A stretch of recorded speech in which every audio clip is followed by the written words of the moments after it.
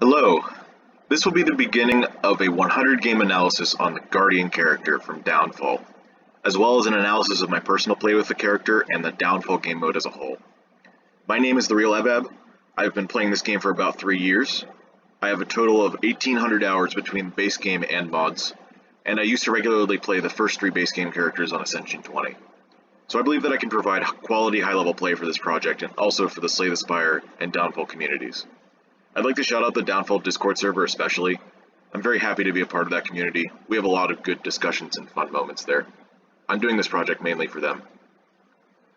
Over the course of this project, I'm hoping to keep some statistics, mostly on just the things I think will be useful or interesting, for example, how strong certain cards are, and keeping a video log is a good way of having something concrete behind these statistics as well. Ultimately, I want to do this for a few reasons. One is that I want to further improve the character's design in the long run. I think this is the perfect time to do a project for this character, since it is currently in a pretty good state, and the dev team is working on other characters at the moment. So I think I will have enough time to finish this and have fun with it before they start looking at Guardian again. I'm also very curious about my actual win rate with this character. I've been playing Guardian for a while and feel very strong as them, but I haven't actually kept track of just how well I perform until now. And I think it would be cool to take a close look at my play for further improvements I can make. I'll also be playing without saving quit for pretty much the first time in my career. Maybe I'll talk more about that later. Finally, just as a bonus, this series will be good practice for me with making video commentary and talking to an audience. It's something that I've been wanting to work on for a while. I will be playing on Ascension 20 for all these runs, and I will be using the version of Downfall that has its own Steam page. You can tell because this thing is here, advertising the Steam Workshop, which has all sorts of different mods, including Downfall. Let's see. I'll put a link to that in the description. I'll be on the save file I have dedicated to this character. I've played many runs of Guardian on this file in the past, but I have my run history set up to show when this 100 game cutoff point is. In addition, I also have every card and every relic unlocked. I'll just show you real quick. Every card is unlocked. Locked cards will usually have the question mark at the top and not show the description. And the relics are also all here except for Gremlin relics. But these are Gremlin specific ones. I think there's also maybe a couple automaton relics in there. But none of these should affect the Guardian gameplay. All of those characters I have the universal character relics unlocked. Stuff like let's see.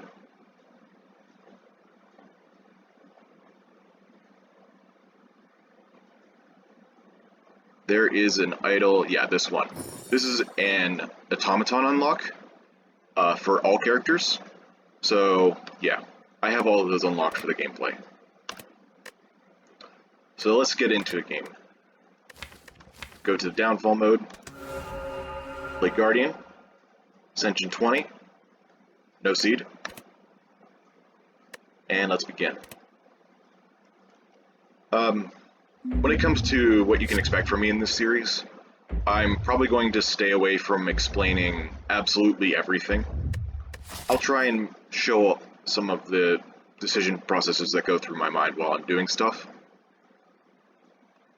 but I won't be explaining all the mechanics of the character.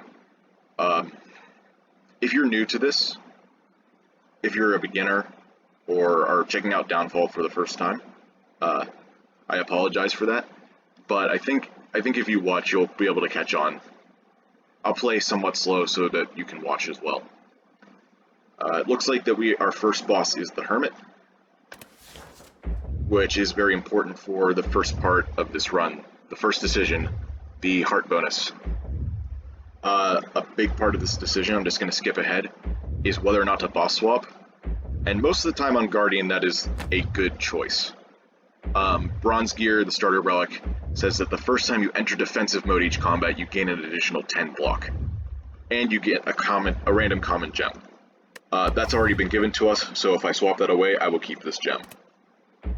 But when it comes to uh, defensive mode being a built-in way of gaining block and additional defense on Guardian, this additional 10 block is usually, at least in my opinion, not too useful.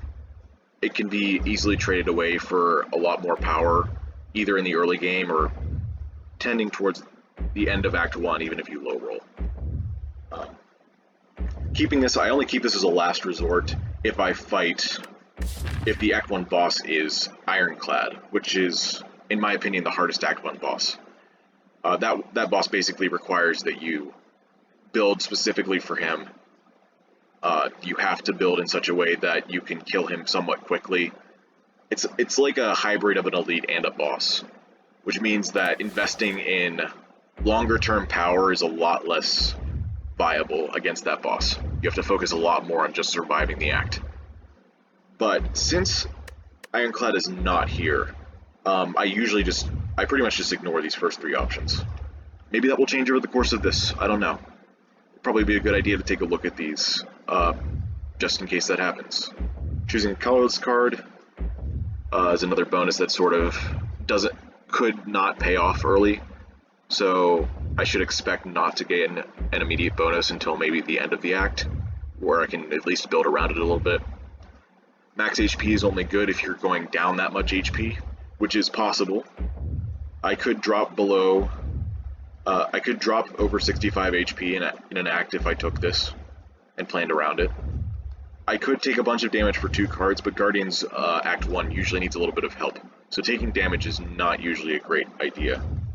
Although, if you're really into removing 2 cards, maybe you'd be the kind of person that would enjoy that kind of bonus. Guardian, especially with their gem mechanic, putting gem cards into other cards can thin the deck, so making the deck super small can make Guardian even more powerful. But I'm going to stick with what I know. Let's swap the boss relic. We got Coffee Dripper. Energy, and I can't rest. One of the problems about not having other mods installed, playing on the standalone, is that I can't use map planning mods. I can't mark paths out. Visualizing things usually helps me a lot, but thankfully I'm not too shabby at that in the first place. Elites are a big priority in Act 1, but I often find that it's important to look at the campfire locations, because those are your safety places. They're a place to get stronger, sure, but they're also a place to rest. In this case I can't, obviously, due to the Coffee Dripper swap. But still trying to figure out a conservative path would be a good idea. Looking for stuff like question marks or shops at the end of the act.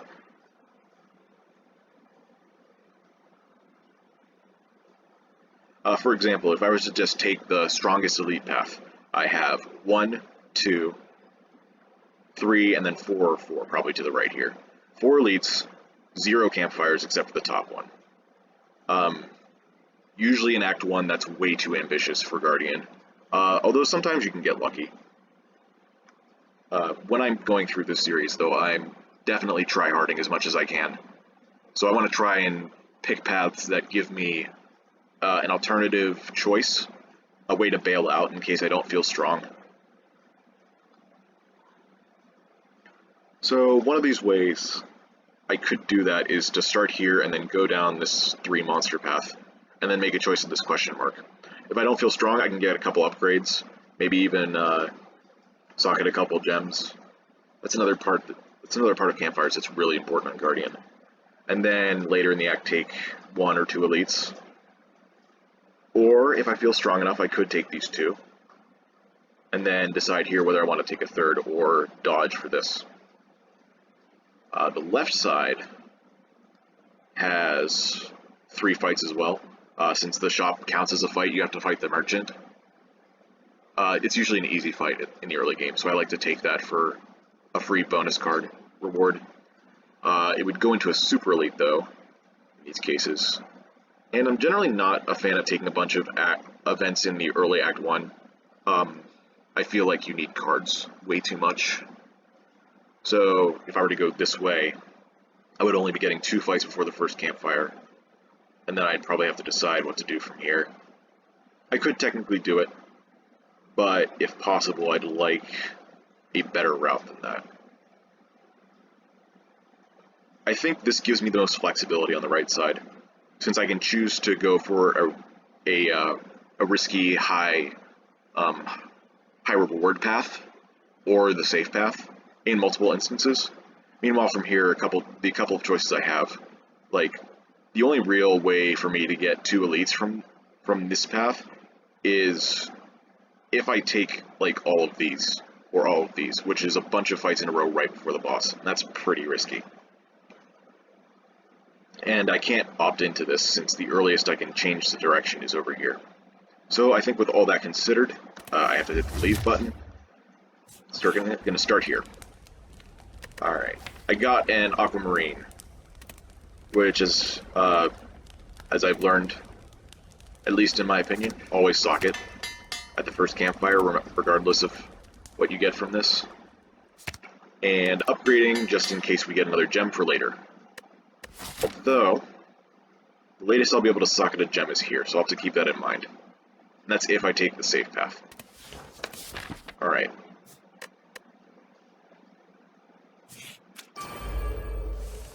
Nice part about doing this as a series is that I won't have to explain absolutely everything that could happen. Like, for example, I could talk about the other gems, but I think over 100 games we're going to see all 4 of them, right? This is 16. I could take 1 damage to do 7 here, but I don't think I'm going to. I'm just going to put a block.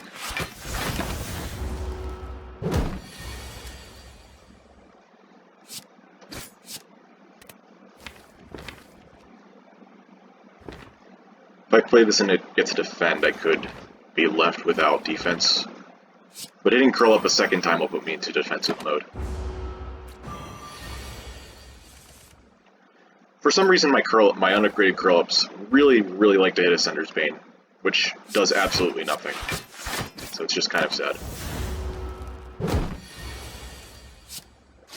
Alright, we can definitely block for enough here.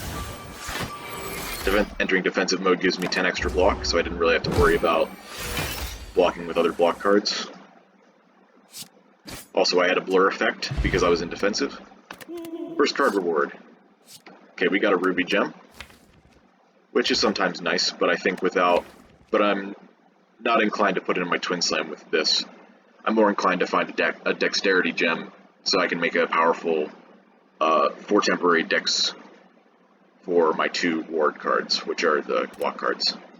There's temporal shield and roll attack.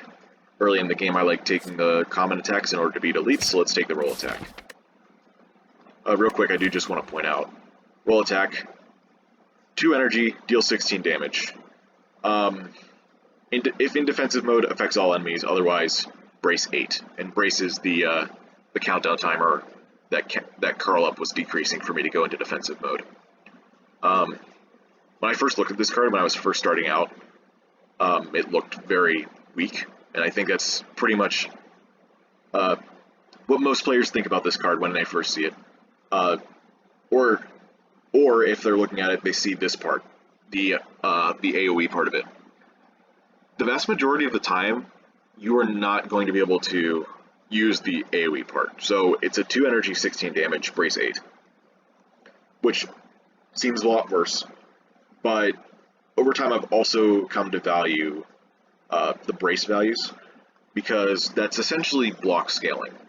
The more brace you have, the faster you'll go into defensive mode, and the more block you'll be able to get, and the safer you'll be. And this isn't terrible on 4 energy either. Like, imagine if you were on 3 energy and found a 1 energy deal 16 damage. That's basically what we're doing here. In a sense. Maybe it's not a perfect comparison. Classic Jawworm turn 1.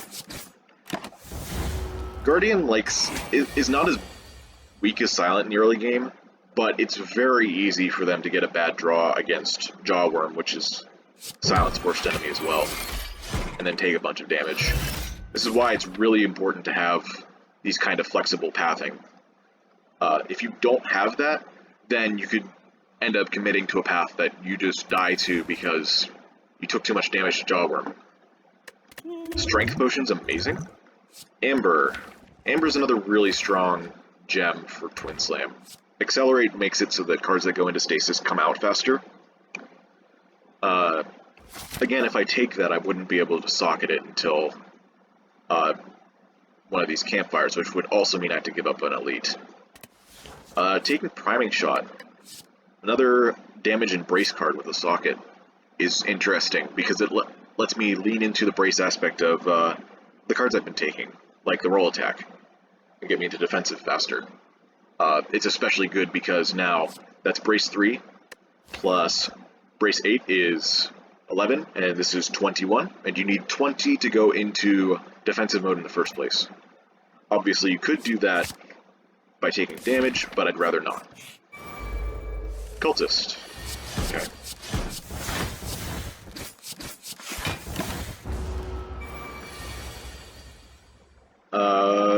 Oh, here we go. I could go into defensive right now with those 3 draws. 4 energy. Really nice in the Act 1. But I'm just gonna kill. Another really good potion. Looks like Focus Potion, but it is Polishing Oil. Enter defensive mode for 1 round. Not only does this give you 10 block for this turn whenever you enter it, but it also doesn't it doesn't mess with your brace at all. Part of Guardian's brace mechanic is that once you enter defensive mode, you can do it again if you get enough brace, but the brace requirement is upgraded, is increased by 10. So the first time you need 20 brace, then you need 30 brace, and 40 brace, and 50 brace, and 50 brace is the maximum. So having this for a free defensive mode is really, really strong. It's like super block potion. Maybe not for 1 turn, but over multiple turns, it's definitely worth having. Crystal Ray. Crystal Ray is like really weak in the early game, but it can be really strong. I think over all of my games, I've had 2 games where Crystal Ray ended up being like 40 plus damage by the end game, which is worth considering, but right now it's really weak. Temporal Strike refunds energy if there's something in stasis. I don't have a lot of stasis support yet, and the energy refund doesn't come with a card draw like Dropkick would, for example. And I have 4 energy, so I think this is unnecessary. Charge Core, when I put this into stasis, every turn it will draw me an extra card until it exhausts itself. It's also really energy efficient. Overall, very powerful card for a common, I think. Okay, I've gotten 3 common attacks. This makes me feel, and 2 really good potions. This makes me feel really strong going into the 2 elite path. If I go into the 2 elite path, I go here. I think regardless of what happens, I'm hitting this shop, so any gold I spend is not going to be used here. I think this means I skip this. I'll admit, I'm completely lost on how to value this. I don't use colorless cards very often in both normal or downfall play.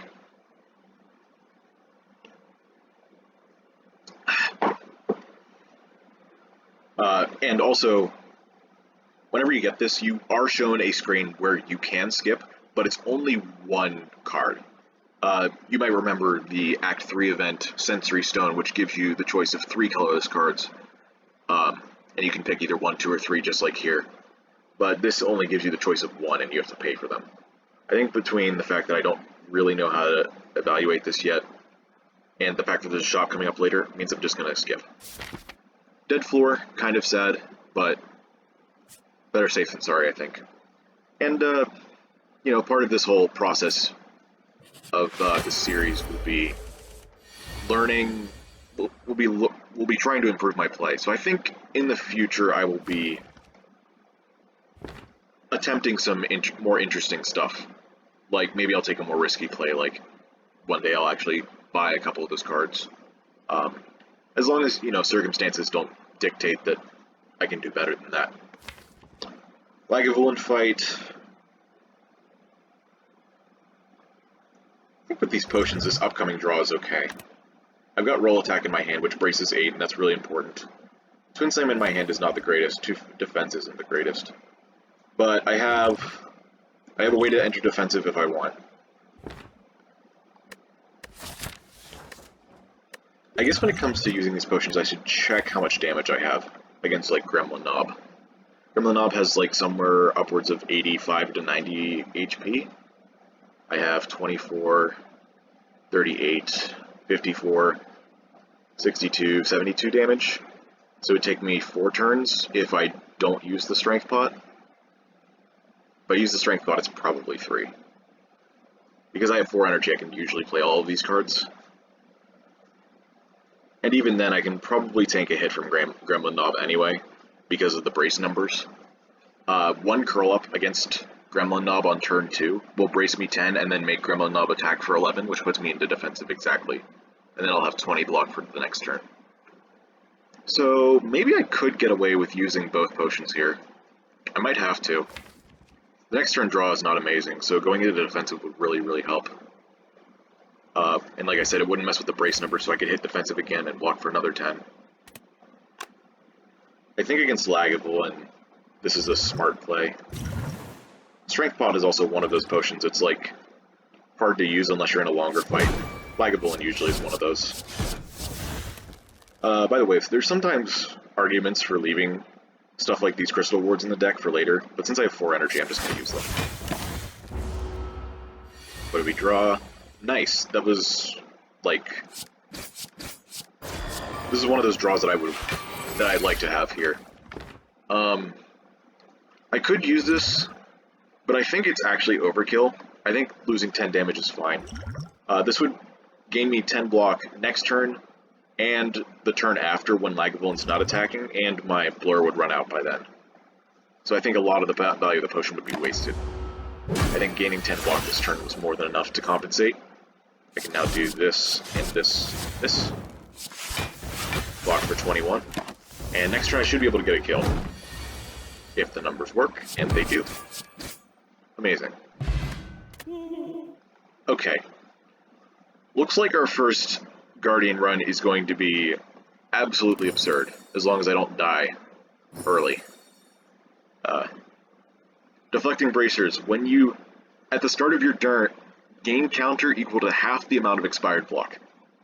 Not only is Guardian really good at gaining block, that a lot of it can get expired for this relic and deal damage back, but it's also bugged on Guardian, where it counts as expired block if you're in defensive mode.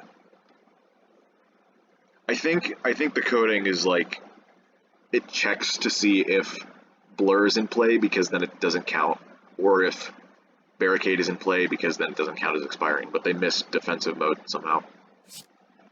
Let's see. Another Charge Core isn't bad.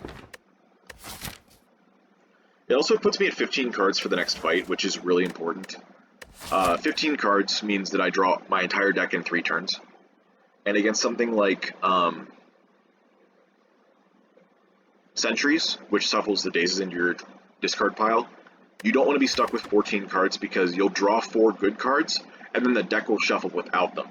So you'll have a good turn then, but then the rest of your deck will be like a much higher saturation of dazes. So I think taking one more okay card here, and this is more than okay, is good. The Fragmented Gem would have given me a Shiv, kind of like how this gives me a ward. Not worth, I don't think. This is another one of those universal relics. Impeccable Pex. Whenever you gain strength, gain an equal amount of temporary HP, and start the combat with 1 strength. So this is going to give me 1 strength and give me 1 temporary HP.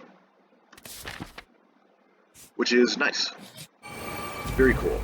Also very broken on Guardian if I find rubies, the temporary strength gems. Because it also counts temporary strength, and the HP doesn't go away. So that's cool. I'm just now realizing that the Charge Core makes me draw more, which means I probably shouldn't play it for the reasons I just talked about, having 15 cards in the deck. So here we go. Block for 11, and deal a bunch of damage there. With any luck, I'll get the roll attack now. I did not, but that's okay. This seems like a really good turn to use the polishing oil. I can block for 10. This will block me for another. This will block for another 10. We'll block this round. Next round, I guess I could go into defensive next round, but it's still fine. I'm still gonna need to block the turn after, because they attack every turn, unlike Lagavulin. So let's just use this. Whoa, there was some lag there for a second. Hang on. Okay, I think it's gone. Who to attack next? That's 18? Okay, I was incorrect then. This is 16. Well, technically 17. I'm going to be playing Charge Core next round. That's 11, and this is 7. And this is 16. Sorry, 17. So these two will kill the front guy. I have 17 plus 9 against someone else, 26. So I'll put this at 19 or this at 17. I have defensive for 3 rounds, which means that this is turn 1, this is turn 2, and then this is turn 3. Which means that I need to kill this before it attacks again. So we're going to go for this one. Curl up, putting Ascender's Bane into stasis again. What else is new? Oh yeah. I forgot that Guardian has Thorns in defensive. That's kind of nice, but also... I wish I had thought of that. If I had played 9 damage against this, I could play a strike and waste less damage, but oh well. Optimization. That is a lot of block. It's just an absurd amount of block. Alright, 18 again. Now we shuffle, and we draw 6, which is really good against sentries. Draw me 2 more cards. By the way, Deflecting Bracers rounds down, so 15 will give me 7. Right there. Ooh. I have enough block to just let this happen, but I guess it's the same amount of damage either way.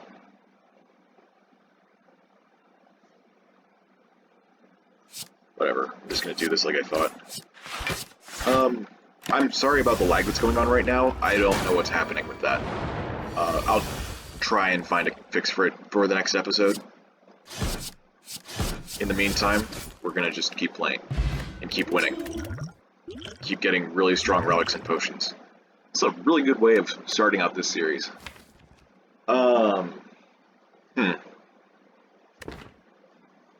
Basic Protocol. Start of your turn, brace 3. It's also Piercing Hide. Our boss is Hermit. So some kind of block is pretty important against that boss.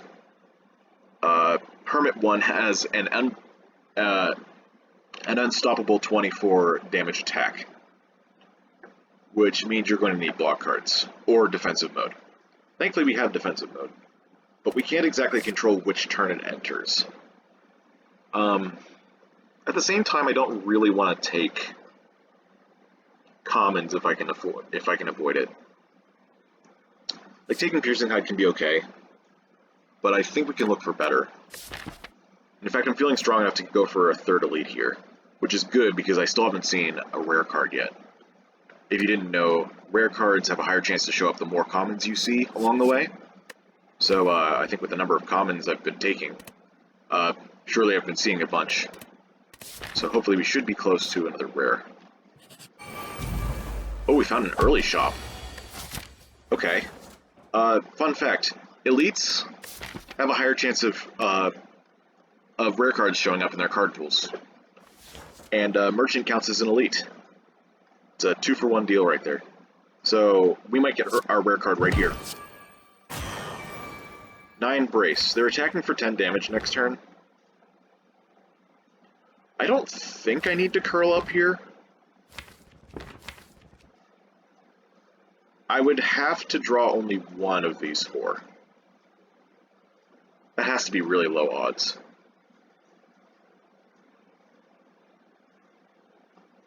Five times 4 times...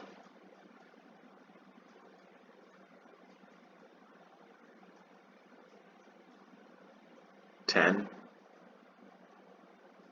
It's 200 out of 10 times 9 times 8 times 7 times 6.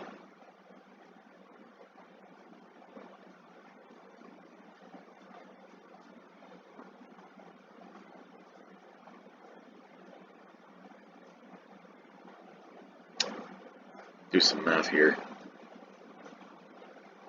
54 times 56 is 3,024. 10 out of 15. It's like a less than 1% chance. So I do the damage here. Oh, it's like way less because I draw 6. Yeah. Block for 10, deal 14. Usually I don't do that kind of math in my head, but I felt prepared to do it this time. Am I a show-off because I'm suddenly on camera? Who knows? I am just enjoying myself. That's actually a lot of damage for an Act 1 Guardian, but I guess we are further along than I'm used to. More commons. I could take a third charge core and draw even more, but Vent Steam is really strong. Also, it pairs well with the Ruby Gems, which work well with the Impeccable Pecs. You put the Ruby Gems in here and then you get really big burst turn.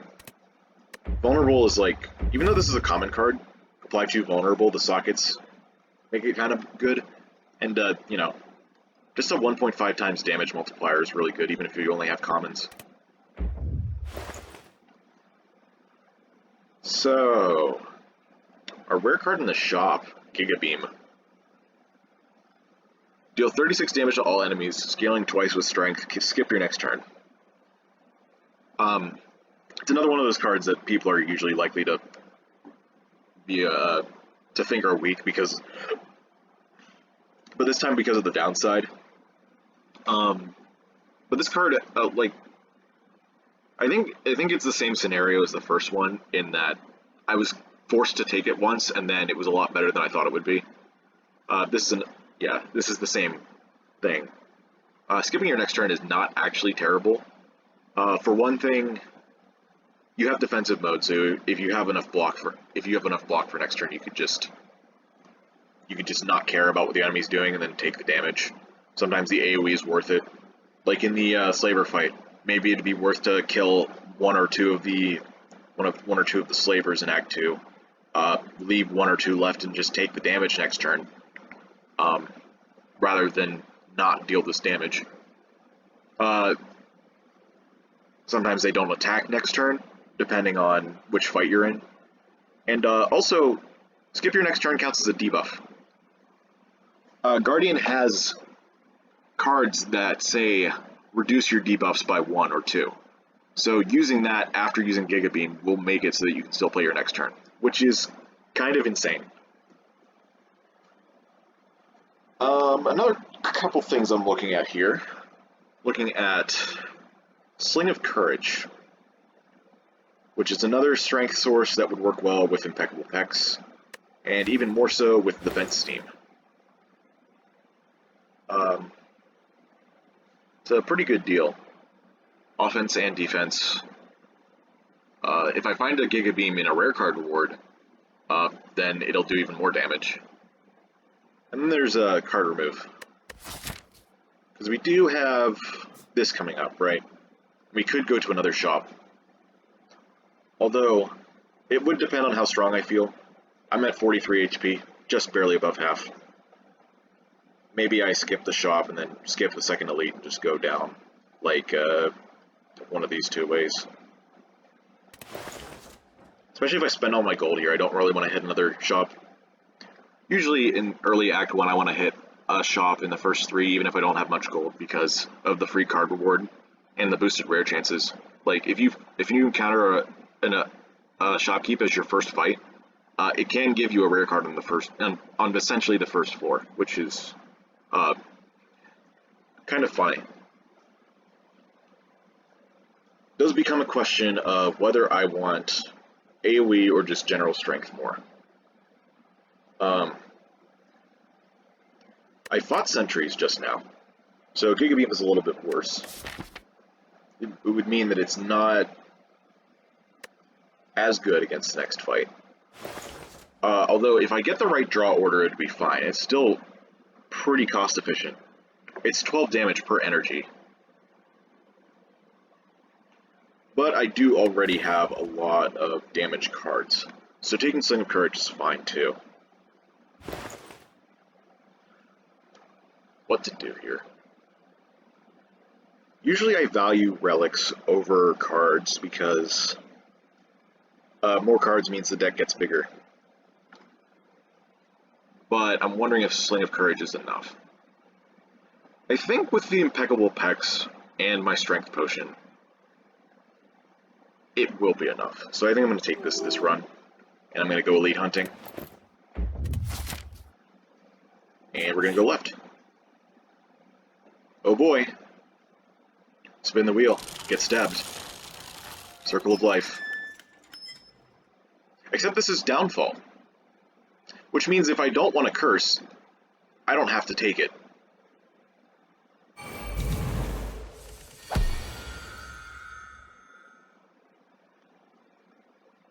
I am extremely offended that you would make me take a curse. I'm going to kill you. By the way, this event gives like a disproportionately high amount of gold. You get 100 gold for this. For taking this event, this optional event, with a Gremlin Mob fight. It's insane. Let's see. 19 plus 30 is 49. Not quite enough. Also, he has 3 strength, so that wouldn't really help.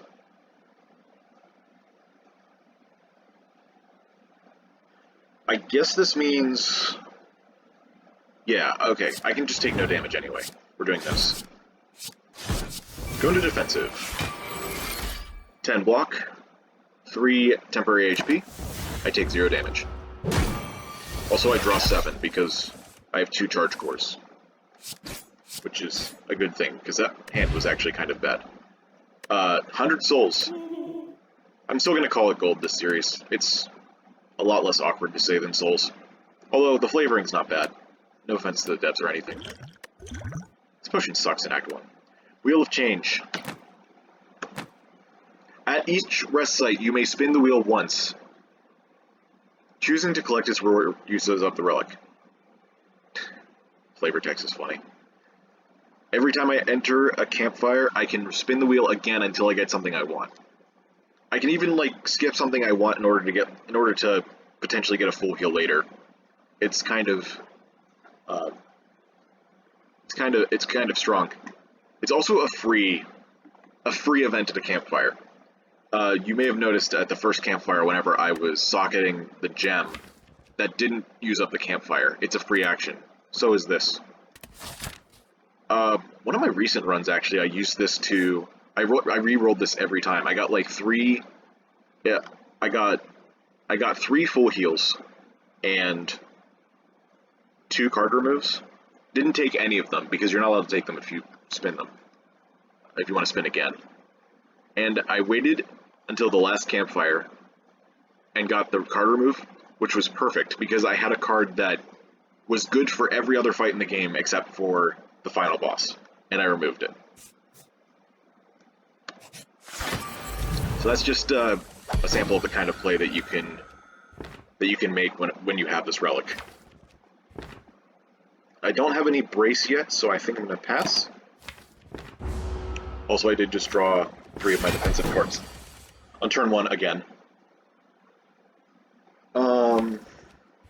Okay, I can play both my charge cores this turn, and my curl up, which means that next turn I'll draw all of these and be able to go into defensive. And block for 5? Sounds good. Do I want to use the strength potion again? Let's see, I've used 2 potions so far and gotten 2 more, so I've gotten 4 potions. 1, 2, 3, 4, 5, 6. I fought 6 fights. 6 fights means, with 4 potions means I'm down to 20% potion chance. Which means if I can save a potion, I probably should.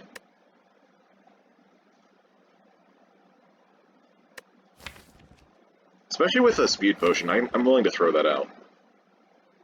Or am I? I actually have Twin Slam. Maybe it's not that bad. I think I'll be able to kill without Strength Potion here, so I'm going to attempt to.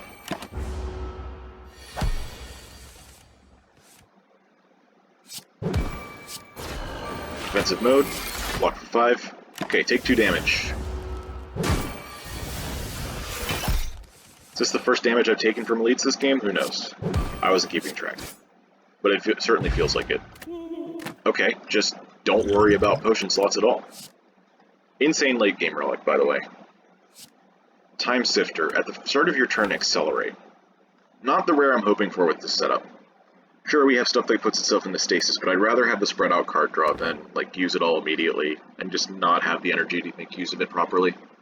Especially since I have 2, I don't really need to go from 7 to 8 card draw. This would be a lot better if I had a much more aggressive way to go about putting things into stasis. But I don't. Prismatic Barrier, and there's another card called Prismatic Spray, I think. Prismatic Spray, that has these 3 sockets and does either 2 block or 2 damage for each gem in the card. So this card does nothing right now until I put gems in it. I don't know if I'm willing to make that kind of investment right now. Oh, this event gave me 100 gold, so now it's like actually okay to take this fight. Although it is going to steal another 15 gold from me, so I'll be down to 141. But it probably is an easier fight than these, and then maybe I can take another elite with the Courage Sling. I think this is worth it. At the very least, I can get a card remove. What I can't get is a break from this lag.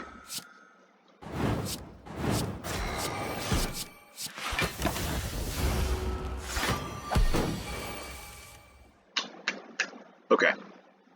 Good news, we can go into defensive mode.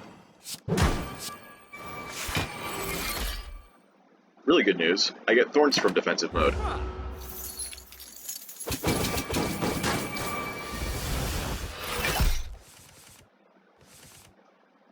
I would also like to note that I live in an apartment building, so I'm hoping that my neighbor isn't, like, disturbed by what I'm doing right now. I don't think I'm being too loud, but we'll see. 15, 15, 9, 13, 13. It's the most damage I've done to a merchant in Act 1 in a long time. I could probably kill it in Act 2. Multi-beam. The AoE card. It's also a scaling tool. If you manage to put it into stasis, it increases its damage to all enemies.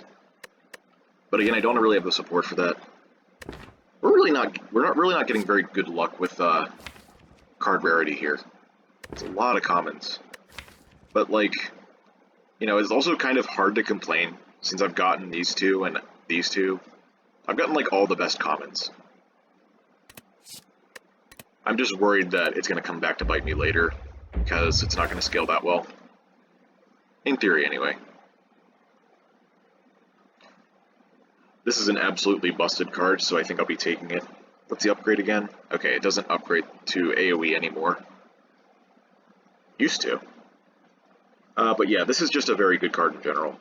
Gain 10 block, and then next turn you get a huge amount of energy and the big damage card. I think since I'm lacking in block right now, that's worth taking. I think it's better than a card remove right now. And more leads, please. We're going full ham. We're also taking 7 damage. Part of the thing about Brace is that I think it doesn't actually work with temp HP. So 3 of the 10 damage I'm taking here is not going to count. It's going to be technically blocked by the temp HP. Which means that next turn I'll have to... Oh wait, no, I have priming shot. That braces 3. Okay, I guess we're going to defensive mode for next turn. After all.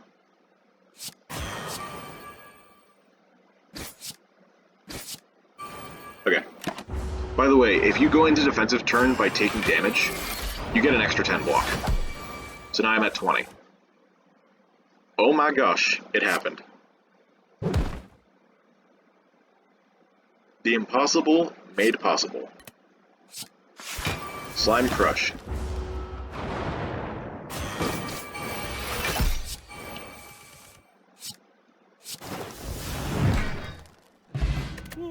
Early Toxic Egg.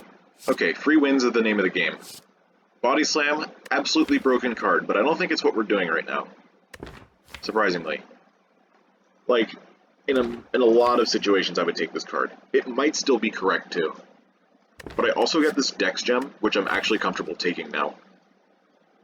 Because I took a block card for the boss. I have this for Twin Slam. I think taking another attack is overkill. I think we do a lot of damage already. I think maybe we can get into scaling just with these and win with that. So I think I'm going to take the Emerald. Temporal Shield could be a thing too, though, but that's just so much card draw. I think I'd rather have this gem. These are both commons, so I can probably find this later anyways with Toxic Egg upgrading it. Getting this now is important because at the beginning of Act 2 we'll also have a campfire at the first, as our first floor. So being able to make the dexterity and ward combo is really important. Okay.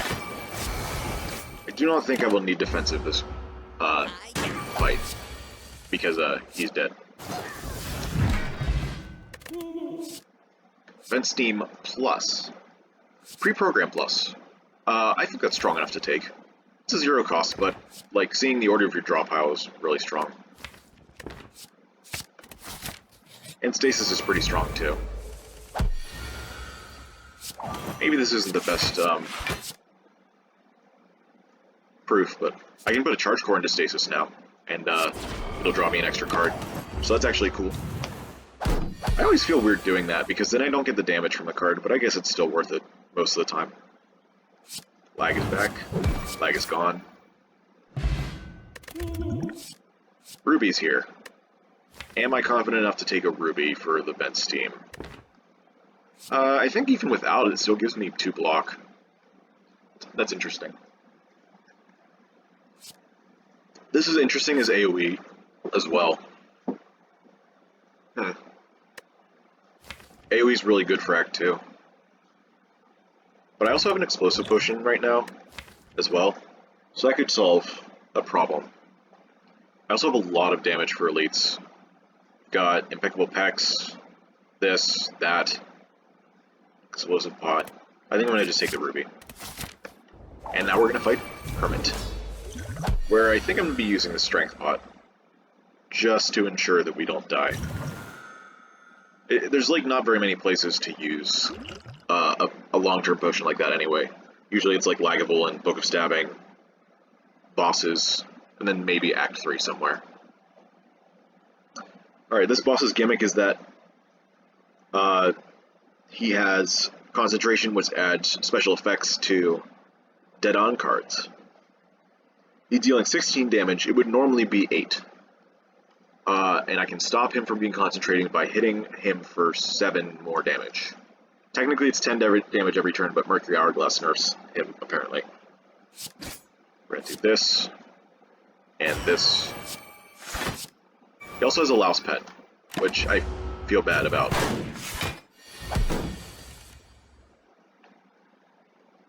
Ooh, okay.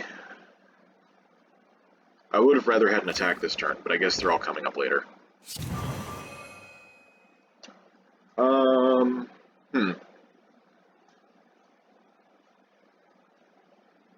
The nice thing about this is that these all count as separate attacks. So if I take enough damage to go into defensive, after one of these attacks, I will go into it before the other ones hit. Usually with other enemies that do multi-hits that doesn't happen, but because this is Downfall, they're all separate attacks. Question is how much damage? This is 12 plus 2 is 14, and then I would take 6, and that wouldn't put me in defensive. meaning I would take 7. Okay, so that means I don't play Emerald. I play Prepare Crush, and then I miss both the charge cores. Cool.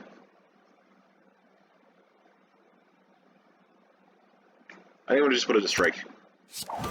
That's it. Okay, defensive.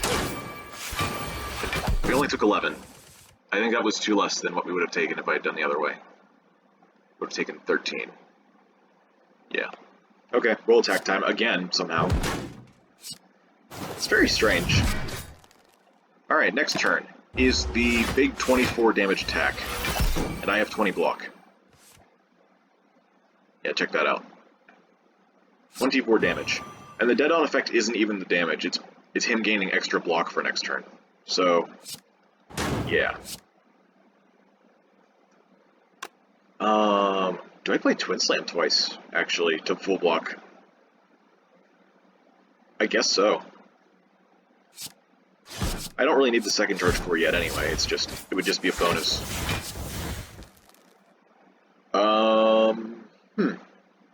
Well, I know what my next turn's looking like. I might as well put, like, one of these in there.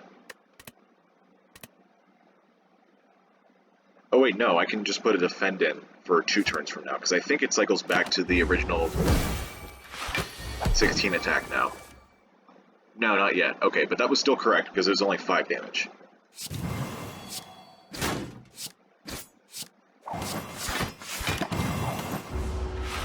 Now we're going to be prepared for next turn with this defend. 16. How much damage can I do this turn? 19 plus 13 plus 11 is 53. That's enough damage. Maybe I can't do math. It says 38.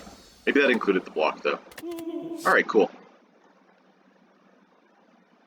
Accelerate 3 times as retain. Gain 2 buffer, and if you have buffer at the start of each turn, gain a strength. Revenge Protocol, which puts me into defensive more often, and gives strength while I'm in it.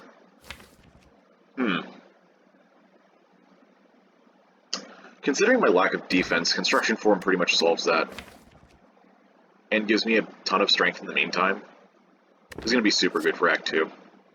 There was a little consideration here because defensive mode with the deflecting bracers plus a little bit of strength, but this card is broken. Snecko Eye. Is this a Snecko Eye deck? It might be, because Charge Core would be better at higher cost. In theory. Maybe it wouldn't be. It's kind of hard to play. Ooh, alright. My other options are Tiny House, which I guess I would take if I didn't want the other two. Or Makeshift Battery, which is an energy relic, but it adds a slime into your discard pile at the start of each turn.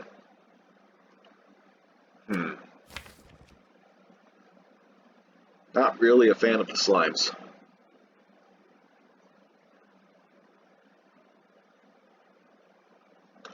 So, the big problem with Snecko Eye would be pre-program and Twin Slam, right? Like, actually I have a lot of 1 cost that would just kind of maybe suck to grab at higher cost with Snecko, but usually things even out with them. These gems are not a concern because I'm about to socket them the next floor. Emerald will go here, and then this will be a good block card regardless, and Ruby will go in Vent Steam and be a good combo card. Usually it's correct to take Snecko, even if your card costs don't line up exactly. Maybe my next remove will be pre-programmed, but it might be a little hard to justify that. It just sucks at 0 energy is all. I don't think 5 energy, whoops, I don't think 5 energy benefits us here.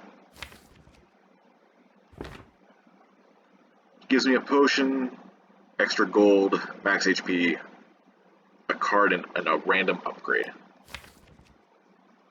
I can see the potion being useful since I have 2 open slots.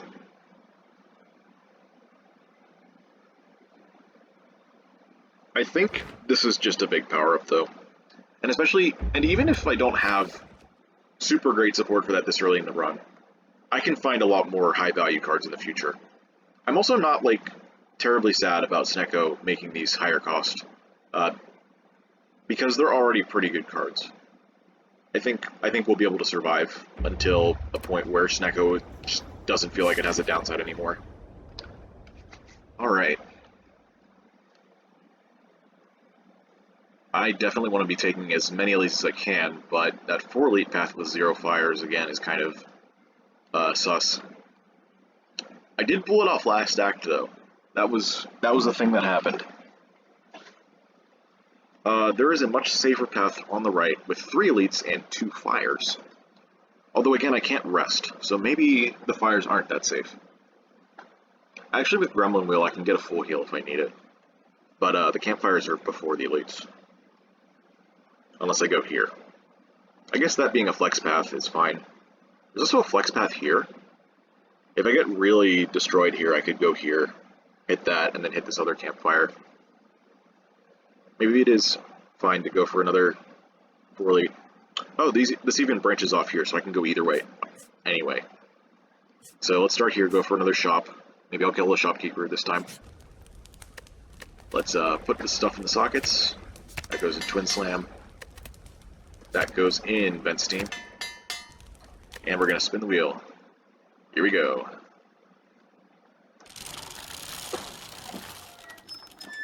A relic. I think we skip. For a couple reasons. One being the full heal potential for later. 2 is that I definitely would have taken the gold if I had rolled it, I think, because I'm about to go into a shop. Or maybe I wouldn't have, who knows. Like, it never hurts to just spin it. 3, what was the third reason?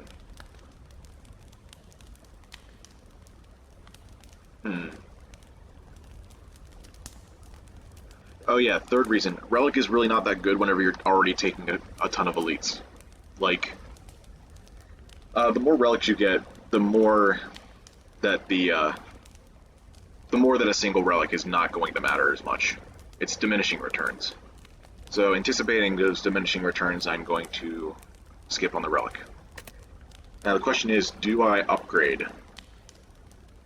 We don't have a lot of good upgrades. We have this, and that's it. Just Vent Steam. Maybe Curl Up, so that I can put a card of my choice into stasis. I forget. It might actually be good with Snecko to upgrade that. But, I think we'll see. And I'm going to grab the red key now. Part of the Downfall game mode is that I can break it for 1 strength later. And the other keys have their own bonuses. The green key is 1 dexterity, and the blue key is 10 max HP. These are pretty big reasons why Downfall mode is a very strong game mode. Classic Snecko hand right here. This is like a 1 in 128 chance of happening, all 2s and 3s. Good that it's getting it out now. Gambler's Fallacy at work, right? I'm gonna just do that. Even with a horrible roll like that, I still got Slime Crush in play. And, yeah. It's not bad. The real problem is not drawing any block cards this turn. Because now I'm going to take damage. I think I do play this, though. Like, it's hard not to.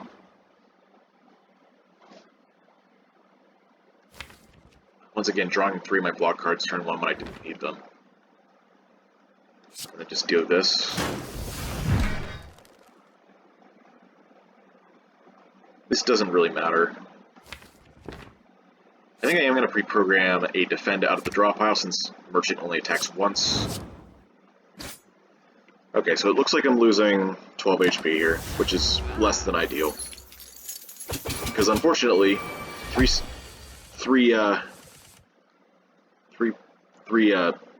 temporary HP is not enough to block even 1 hit there, so stuff happens, you know. And that's a merchant kill. We get all our souls back plus 300. Shield Charger Plus.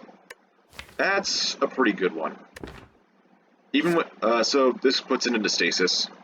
You get block and brace from it for each turn it stays there. With Neko, it can cost a lot less, which means it'll stay in stasis for a lot less time, but I think it's still worth it. Even if I put it in at 1 cost, it should still be worth it most of the time. This card is also very good. Waffle. I mean, that'll help a lot. It's worth 32 HP. I don't think I'm going to buy a second shield charger. And I don't like the other 2 relics. Sundial's okay, but I don't like spending that much gold for it. Yeah, I think we just buy the waffle and a card remove, and we get out of here. With the strength, the strikes are actually kind of okay. Do I get rid of a defend now? I was just complaining that I didn't draw my defense, but we might be leaning into going into stasis at some point. Sorry, defensive mode. We also have construction form, and we have potential strength scaling with Pex. But we do also have the Twin Slam with the 10th dexterity, so if I'm able to play Twin Slam, I'll get dexterity value on my defense. Kind of difficult to make a decision here, actually.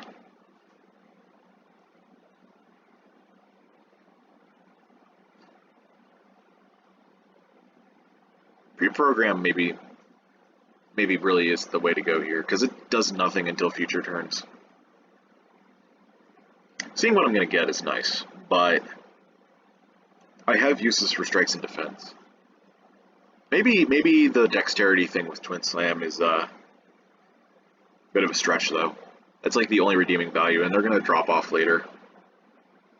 And I think we can still get value from pre-program. Considering that we just full healed, I think we're going to go with the defend remove. Maybe I pick up a regen potion? Because if I find a second one later, it heals, like, drinking both of them would heal so much. What's my path like again? There's another shop at the bottom. But by that time, I should already have a lot of gold.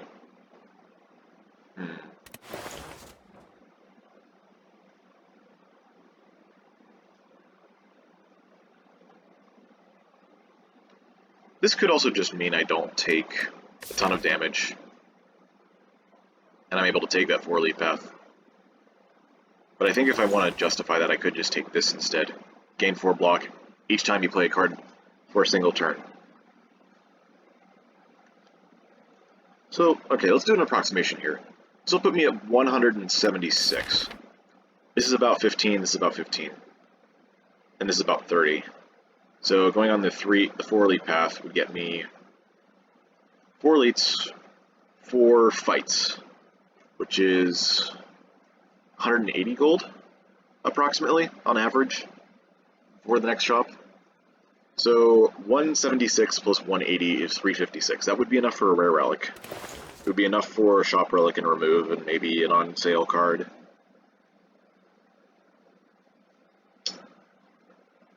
Would be just below getting 2 relics of common rarity and a card remove.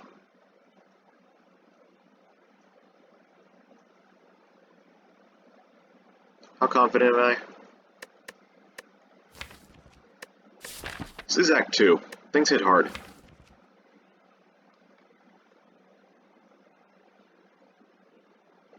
Right now I am pretty much just relying on construction form.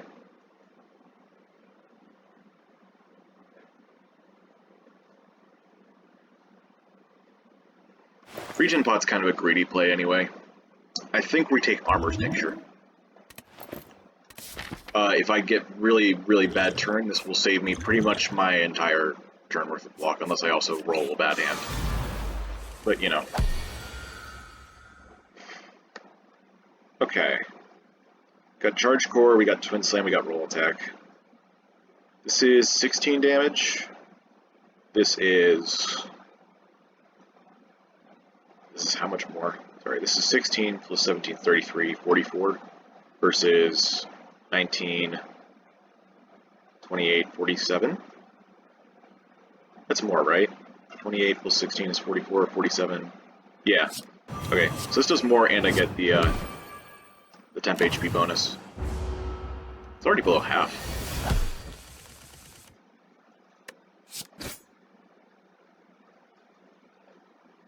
Hmm.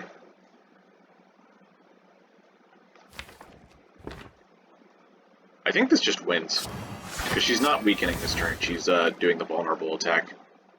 And Slime Crush does 35, and I have 1 strength. That should be exactly equal. Oh, and I have Hourglass.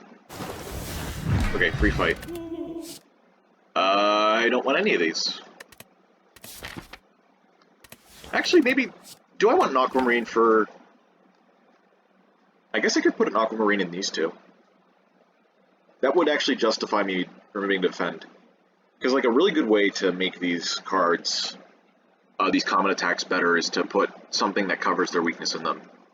Mainly that they can't walk, and that they're pretty bad at preventing anything in the first place. Damage is an investment in longer fights, but in reality it does nothing the turn you draw it if you need to block. So I like putting wards in them. Snackawai makes them a little bit more efficient. Usually I snap pick that for this because it's 2 cost. So having that is actually a lot better for 2 cost card. But with Snackawai it's discounted a little bit. But there's not a lot of gems I would like to put into these common attacks in the first place. So Aquamarine it is. And depending on how things go, I might just end up holding on to it for the whole act. Who knows? Okay, another downfall event. Instead of paying gold for everything, I can gain gold. Or remove a card. I'm going to be removing a card, I think. I mean, now that I picked up the Aquamarine, now I just remove another Defend, I think. Like, the more of these Aquamarines I pick up, I think the less of these defends are going to matter. Especially with all the other stuff going on, like I said. Going full ham here. Also, if I manage to put myself in defensive for these, the Thorns will hit them hard.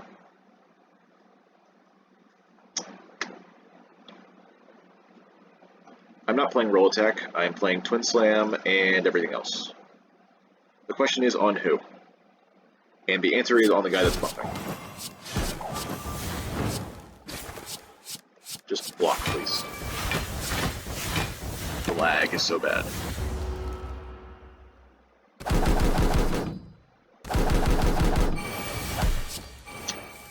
Alright, Slime Crush goes on the back guy. I guess, unless my hand's bad.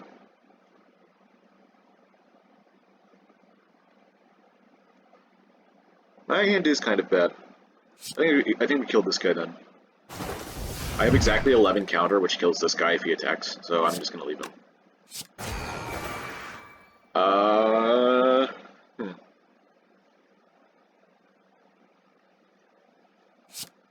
Defend, strike, pre-program, the other strike. Curl up, hit shield charger? Yeah! Alright. Okay, now that I guess now that I do have this, I don't even remember if I got it last act. I think I did. No, I got it this act. Now that I do have this, I think I do want to upgrade my curl up.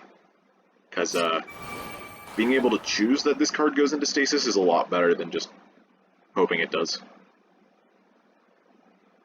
Also, offense and defense. He's blocked for 7 because I put the dex ward in the Twin Slam.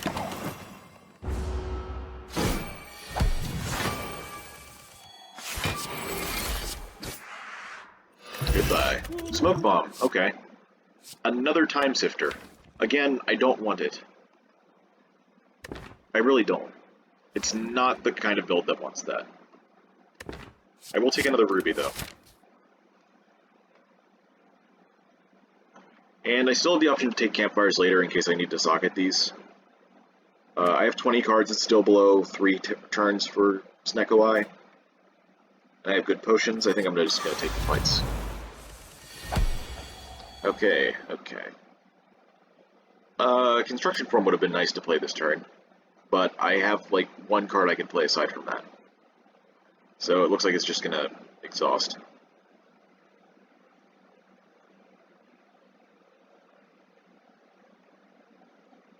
$28. Also, I think I'm using Armor's Tincture here. I can't block for very much. Usually I would rely on Construction Form for that, but I can't. If I did, I would cancel out these first two attacks and then take 11, which is not amazing. So... Oh, I do 29, because I'm not playing the strike. I don't have to... Actually, could I have just not used this? So it would have been 7, 7, 9, which was 23. Okay, it's 34. I guess I can justify this. I probably would have preferred to keep the potion, though. I should have thought of that first. Oh well. Like, look at how much block I get here. Defend, Crystal Ward, Crystal Ward. I only needed 34, and I have 47. I guess Deflecting Bracer's still good.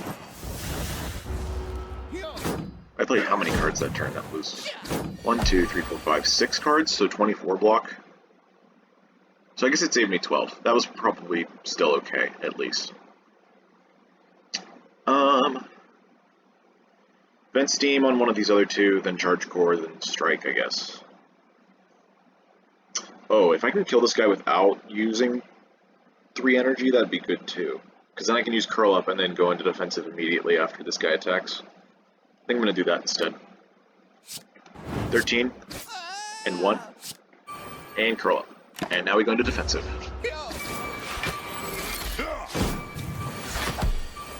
I guess that means if I hadn't used Tincture last turn, I would have not needed to take that extra damage. Actually, it's about the same damage, huh? So, Tincture did nothing. Alright. Noted for later. Right now, we gotta win.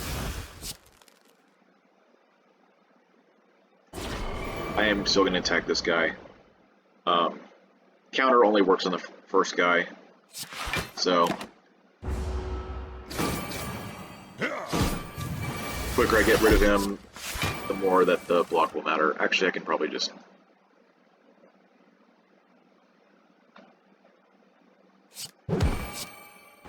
yeah. That works. Next turn should be a kill. For sure. Goodbye.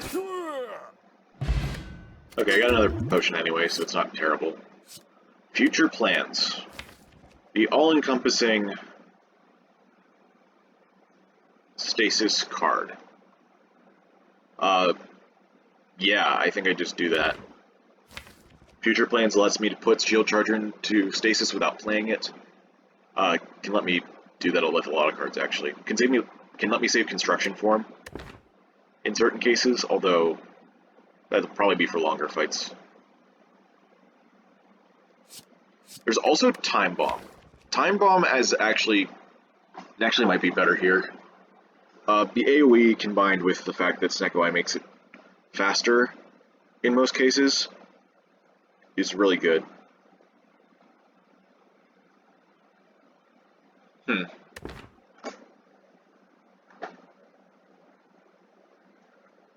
Another thing to consider is that I would rather have 2 Time Bombs than 2 Future Plans.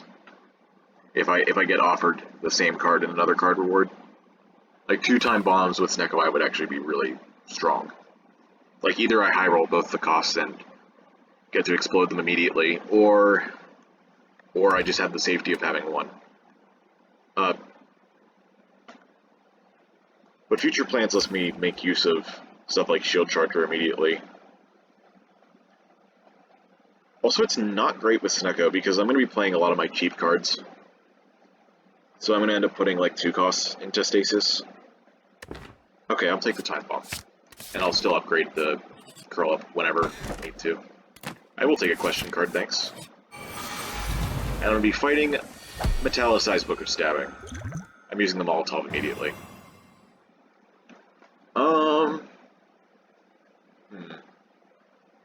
Let's use Pre-Program here. Okay, I was kind of hoping that I'd hit Shield Charger, but I didn't. That's fine though.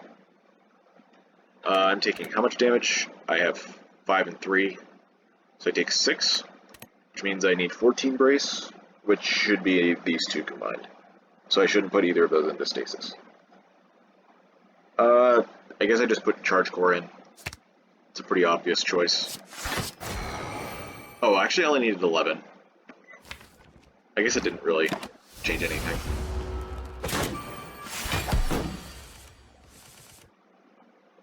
Construction form is also very good. And the Twin Slam is cheap, and the Prepare Crush is cheap. I think we just play the cheap cards.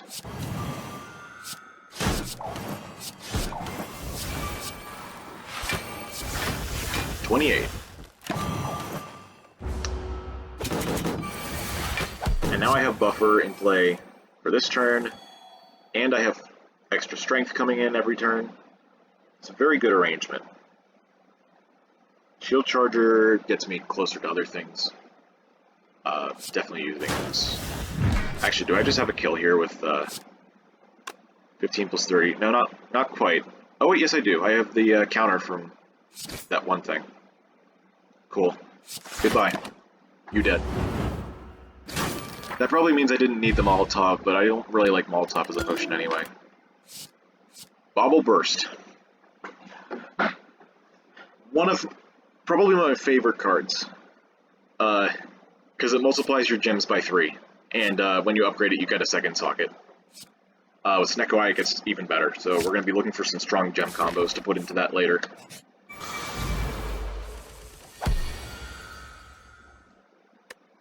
Maybe I even put the Aquamarine into it and then anticipate another Dex gem.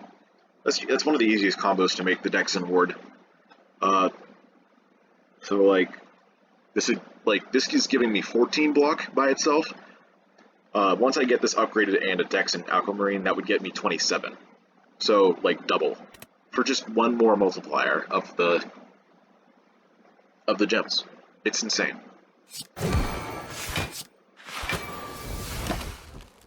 I should have played that Aquamarine.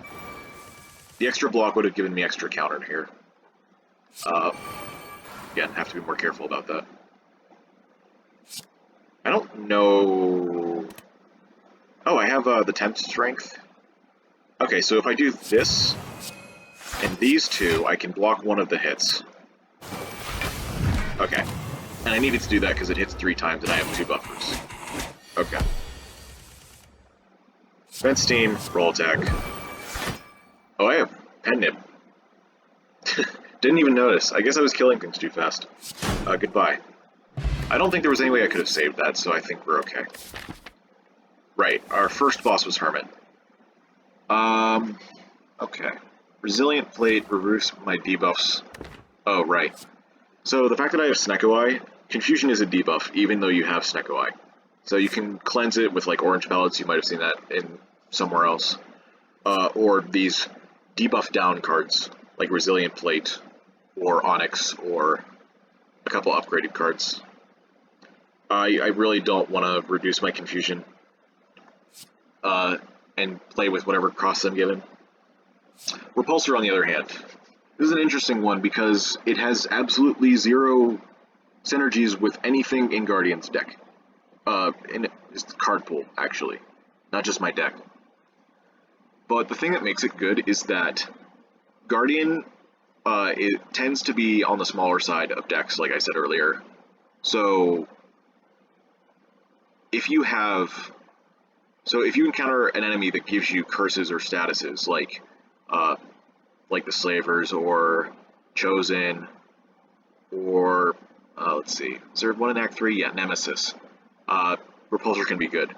The curses, especially, like it works on Ascender's Bane. You draw an extra card, but the Neophyte and the Act 4 elites specifically give you curses.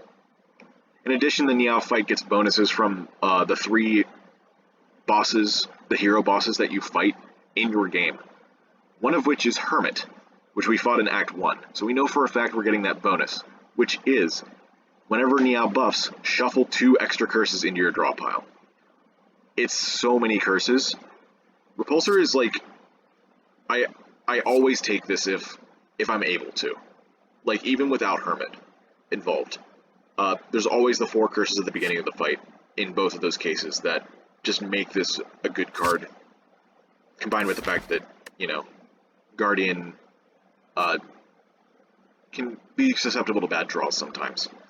It's why Stasis is a thing. It helps prepare for bad draws in a unique way. Although, you know, Snecko Eye helps a lot. Repulsor's here in this fight. Yeah, maybe this would have been the Armor's Tincture turn, huh? Block for 10. I have Roll Attack.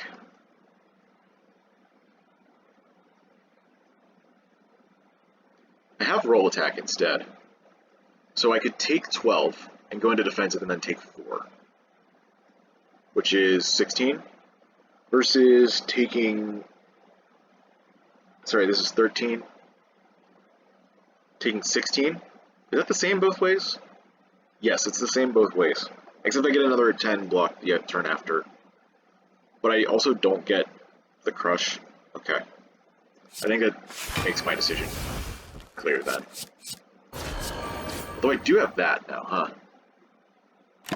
I think I'm 1 off from going into defensive after the Red Slaver's turn. Yep. Okay, I'm weakened, which means that this will hit him and kill him just barely. I have Construction Form, which sadly will not be giving me strength, because I cannot block. But that's okay, it's done its job. I would like this to cost 0, I think, but maybe Aquamarine is also a good choice. And we have a lot of defense coming up. I'm going to play the Ruby here. And we're going to kill this guy, because he attacks for more. It might not matter. A lot of the times you have to be careful about who you kill. Even in this fight, usually the Red Slaver in the back is worth, but sometimes it's worth to kill this middle guy because of the wounds. On Ascension 20, he puts 3 wounds in your discard every turn. It's a lot. Got the kill there. Play all of the block. Get 18 counter because that 1 relic is broken. Oh, right. I have Pen Nib. Again, doesn't matter. Just try and take it up as much as possible. That's why I didn't kill with Bobble Burst immediately. Spheric Shield. If I was playing by myself, I would snap pick this. And I want to too, but I want to give you the chance to look at the rest of these. This is one of those other cards that I said, when upgraded, gives you the debuff down thing. Usually it would, when it's unupgraded, it doesn't have this part. It just gives you the 4 temporary strength and dex. We have another Charge Core, another Prismatic Barrier. But Spheric Shield is basically the impervious for this class. We're going to take it.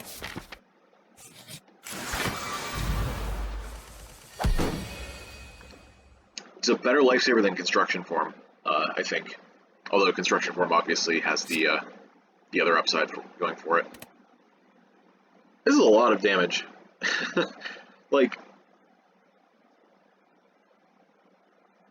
okay, I have Orichalcum, which means that I would take, I guess I play Vent Steam. This is a total of 9 blocks, so I take 12. I could play Smoke Bomb to avoid 12 damage here. I think that's a good idea. Goodbye. This is a normal fight anyways. You'd rather use a Smoke Bomb on a normal fight than an elite fight, because elite fights have better cards and rewards and all that. Ooh, okay. I have not removed any of my strikes due to the way that this game has been playing out. So this becomes a very interesting choice. Do I put 1 extra card in my deck to give me healing? With Coffee Dripper, that's very, very tempting. It's a little bit harder to heal with Snecko Eye, but I've been doing a pretty good job of staying alive so far in this run. I'm at the end of Act 2 and still have way over half of my HP left. This would lose me 24, so I go to 55. That's not bad. It's actually pretty good for the vampire event. I also haven't broken the blue key yet, which would give me another 10, so I'd go back up to 65. I think we take this. I enjoy fights very much. Sadly, most of the time it's not very good. Simply because it gives you 5. Gives you 5. So if you remove strikes early in the game, you can't take it as easily.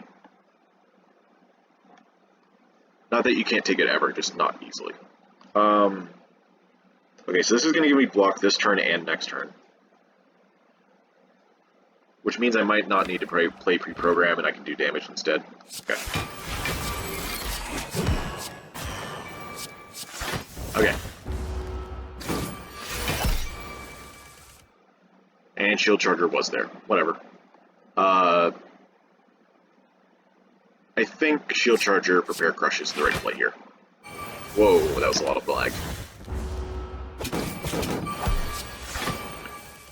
7 times 4.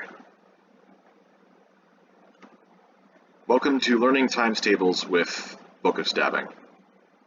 7 times 4 is 28. This is, by the way, another use of this Prepare Crush card is just to gain the energy. After this I will have 3 energy left, which is not enough to play this twice, which I need to do. So I'm going to play this twice, gain the block. I take 0 damage because I have 3 temporary HP. Play these 2 attacks and Repulsor, and Pet Nib is back. Right. Speaking of being back, here's this. I think with Pet Nib, and it's not early in the fight, we want to just tick this up as much as possible. So I'm going to take this a little bit slower.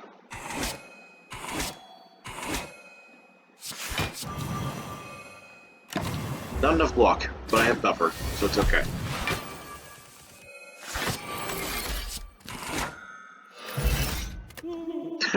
Alright. Okay, game. That's funny.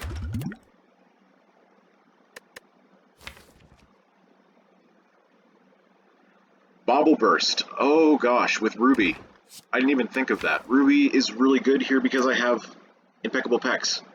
So every time I play Bobble Burst, I'm gaining 6 temporary HP. Which is basically just barricaded block. Also under certain circumstances, that can be a huge combo tool. And considering that we're at the end of Act 2 and I haven't found anything better, it's probably a good idea. Maybe we can even find a second one and then gain 12 strength temporarily. Is it the best thing? You know what, I've had so many experiences with Bubble Burst just, like, sitting around without any kind of gems for a long time until I find something. I don't want to go through all that. Oh, right, I killed the merchant. Forgot about that. Donu's Washers. At the start of combat, gain 2 energy and 1 void into your draw pile. Last Stand, remove all debuffs. Okay. So this is like the one thing I'll forgive with Snegoi, because Guardian just... This card is insane on Guardian.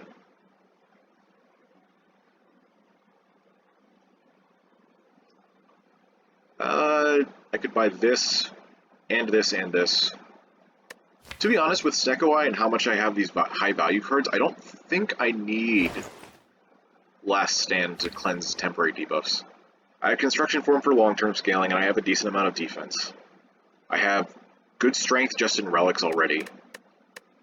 I think cleansing the debuff would be a lot more detrimental than keeping the temporary buffs, considering how strong I am already. So I think I'm going to pass on the Last Stand. I do get just 75 gold from the boss, so I think it's 262, I'd be at 80. 80 plus 75 is 155. I need another 145 to break all the keys. Maybe 130. That's risky. It's very risky.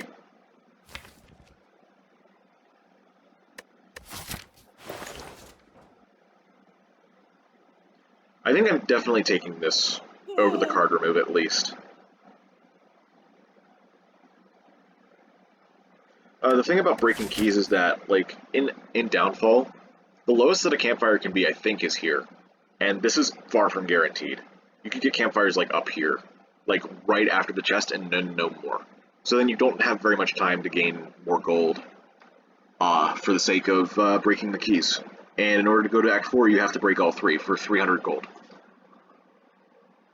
I might be able to get away with it, though.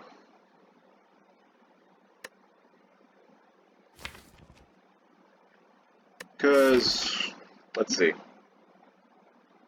Before then, we have 1, 2, 3, 4, 5 floors. 5 floors. 140 divided by 5 is 28. It's actually kind of on the high end. Yeah, I don't think it's safe to card remove. So I'm gonna skip it. It's sad. I like making things as optimal as they can be.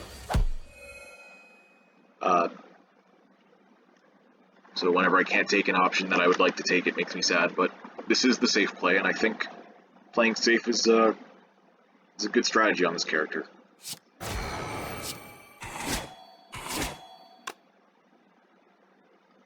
We'll do this. Okay, that works.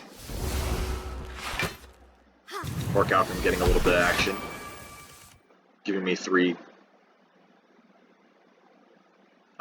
counter. Definitely putting time bomb in here. Defend. Ruby, charge core.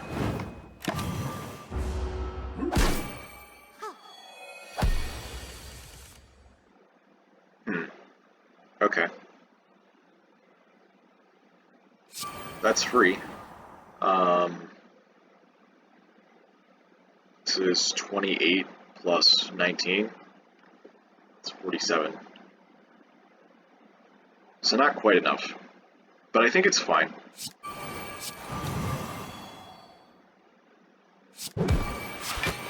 Oh, we have pen nib. Thanks. Mucho apreciado. I have no idea if that's actual Spanish. Take up the pen nib. And I don't want any of these. Alright, Act 2, after 1.5 hours. If you're not feeling like watching this the whole way through in one sitting, I completely understand. I'm taking a lot more time to talk than I thought I would. I guess that's the effect of doing commentary on a video. Makes it a lot easier to sidetrack and a bit harder to focus. I probably should not have done that, now that I think about it.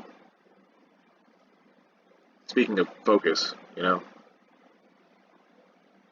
Usually it's better to save that for later in a fight, and I didn't. But I think it'll be okay. I think next turn is not an attack turn, so that kind of makes it sad too. It might be. Maybe it's the dagger spray turn? Yeah, okay. Okay, not the worst thing in the world then. Let's put this into stasis. And now we gotta figure out which one is which. Fun fact, there is a way to tell which one is which. If you watch, like, very carefully their animation cycles, the dagger going up and down, they're not synced between the two. So if you keep careful watch and keep time in your head, you can tell which. For the purpose of this series, I will not be doing that. And also for my own sanity. I will play the fight as intended.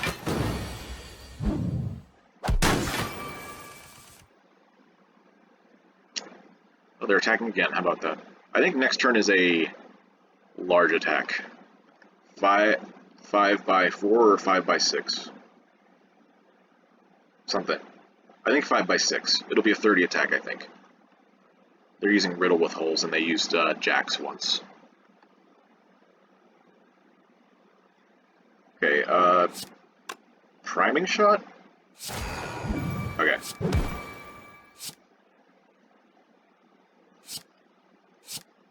Okay, I guess I'm playing it. And it didn't matter. I was in defensive. The blur would have been the same as putting it in stasis. Alright, we have 36 for their 30. Yep. But we no longer have thorns. That's sad. But it's okay. We don't have any more stuff for Repulsor to exhaust, so I guess we just play the one charge core and hope we hit the right one. Cool. Pendant is back. I'm going to be wasting it on the wrong one half the time next turn.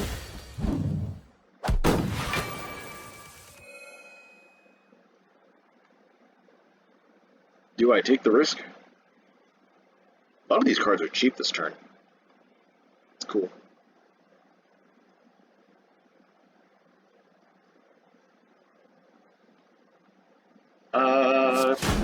Okay, cool.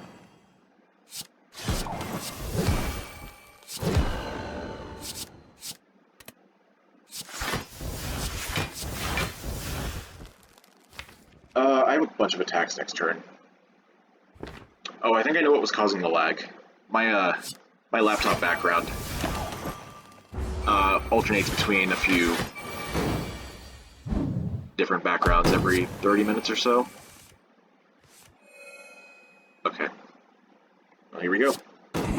We got the right one again. Cool.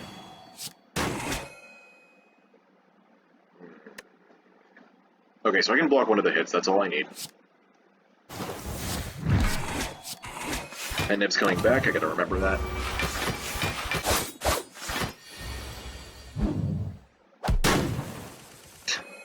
Sometimes the sound of block breaking is just so loud.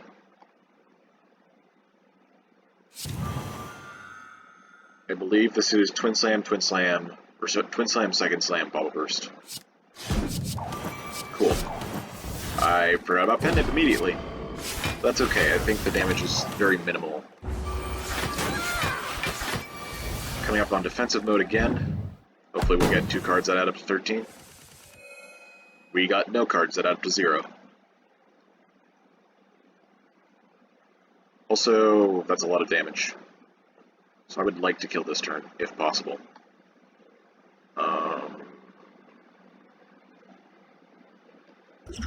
Colorless Potion?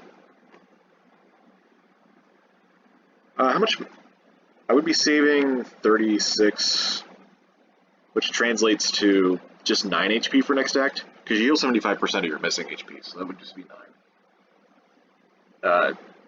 I mean, most of the time I can't see Colorless Pot blocking that much anyway, but, oh wait, no, I have Orichalcum. That'll block for 6, which means that I block another hit with block and a buffer, so that's only 3, 27, which means I only lose 7 HP? Yeah, that's worth keeping, fine. Okay, I missed that time. This is worth doing. Oh wait, no. I have so much more going on that I can't keep track of. 18 damage, right? Was that 24? It was 18. I don't know why it said 24 up there. Oh, because it counts the temporary HP. Okay, that's confusing. But now I know. Let's see, can we hit it? Nope. Oh, she's full blocking anyway, that's cool. 61 left. We gotta deal 68 damage this turn? To the correct one? Okay, we got the right one. Which means we still don't kill. If possible, I'd like to... Yeah, there's no way. There's no way I'm saving Pen Nib.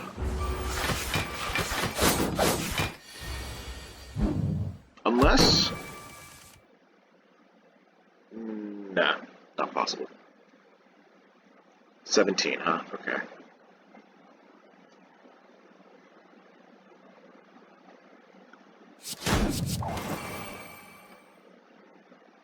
Oh, no, wait. Maybe I am able to set Pen Nib.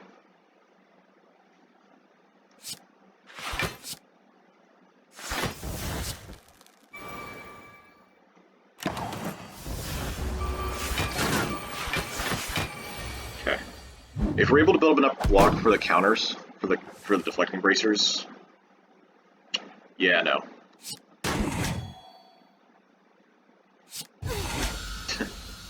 Okay. We're not taking that hit. I will take a second construction form. They stack. They work with each other's buffers. It's insane. These other cards don't do enough. Pandora's Box. I mean, I've already gotten rid of most of my strikes in defense, so no. This is really good. This doesn't give enough benefit with Snack to be worth it, so I think this is a pretty obvious Sacred Bark. Pandora's Box bad. Slaver's Collar, half an energy. Snack already makes a lot of energy. And we have 4 potion slots. So now, I would like to still hit as many elites as possible without getting a campfire along the way. So let's look for rest sites. Left path has 3 elites, but none. Right, the rest of the paths have 2 elites. So I guess we take the one with the most rest sites.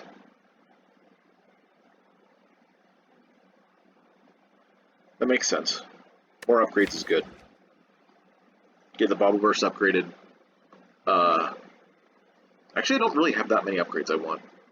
But maybe I'd want more rest sites for gems anyway. That makes sense.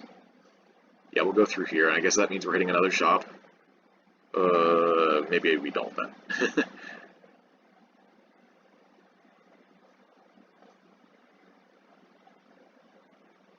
There's a 2 and 2 on the left. Or going through the middle, rather. And I don't have to take a shop doing that. Also, the rest site's very late, which is really good. It means it's better chances for gems to socket before then. I guess this is already very late, but I don't want to hit another shop before I have to spend all my gold. It seems like a waste. Yeah, this is fine. Alright, let's go. Break Ruby. Break Emerald. Enhance. Ruby in Event Steam. Ruby in Bobble Burst. Aquamarine in Roll Attack. Spin the wheel.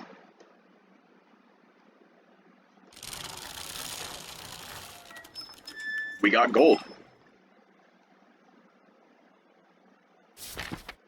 So I guess that means I can go here, because in Act 3 this gives me 300 gold. For a second I was like, where's all my gold? But I realized I broke 2 of my keys. Panic is gone. We're good. Look at that. Celebratory Wheel of Change has been used up now. And now we upgrade the Bubble Burst.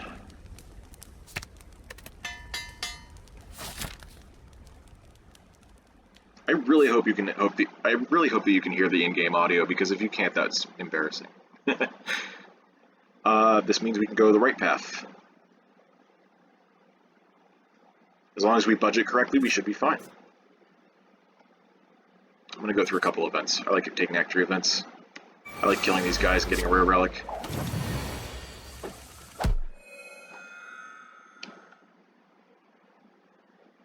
Okay. Putting you in.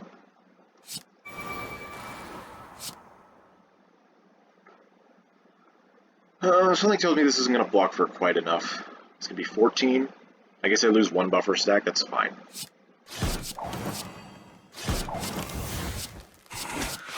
Oh, it's 16, because I broke the 1 key. Okay, cool.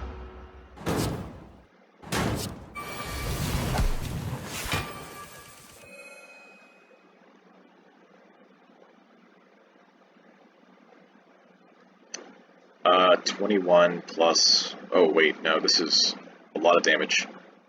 This is 25 plus 30?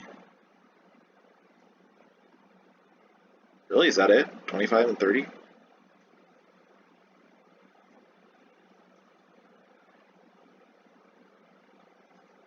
It's not quite enough to kill that. It's 55. It does give me a lot of temp HP though. It gives me 10. I guess it blocks the other hit then. Yeah, that's fine.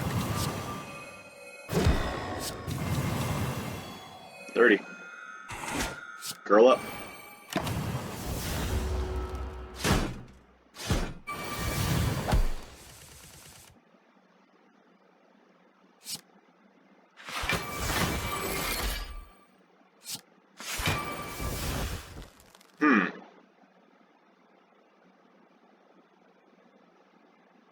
I would lose one buffer stack for doing this.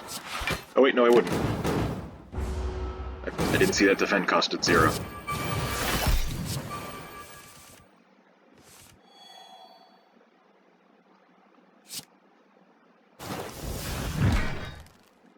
Uh, 42 damage, huh? Can I kill in 2 turns? I'm gonna go with a strong maybe. Or sorry, 2 hits, not 2 turns. Okay, 17 plus 21 is 38.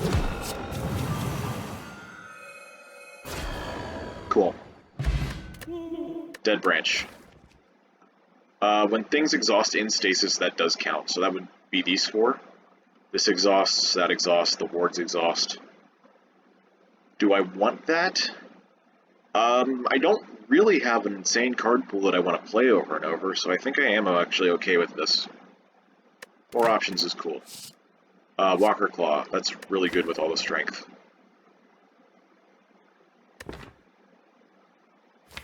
Yeah, that just kills things so fast, I don't think I can ignore it. Oh hey, now we have half of what I just fought. Cool.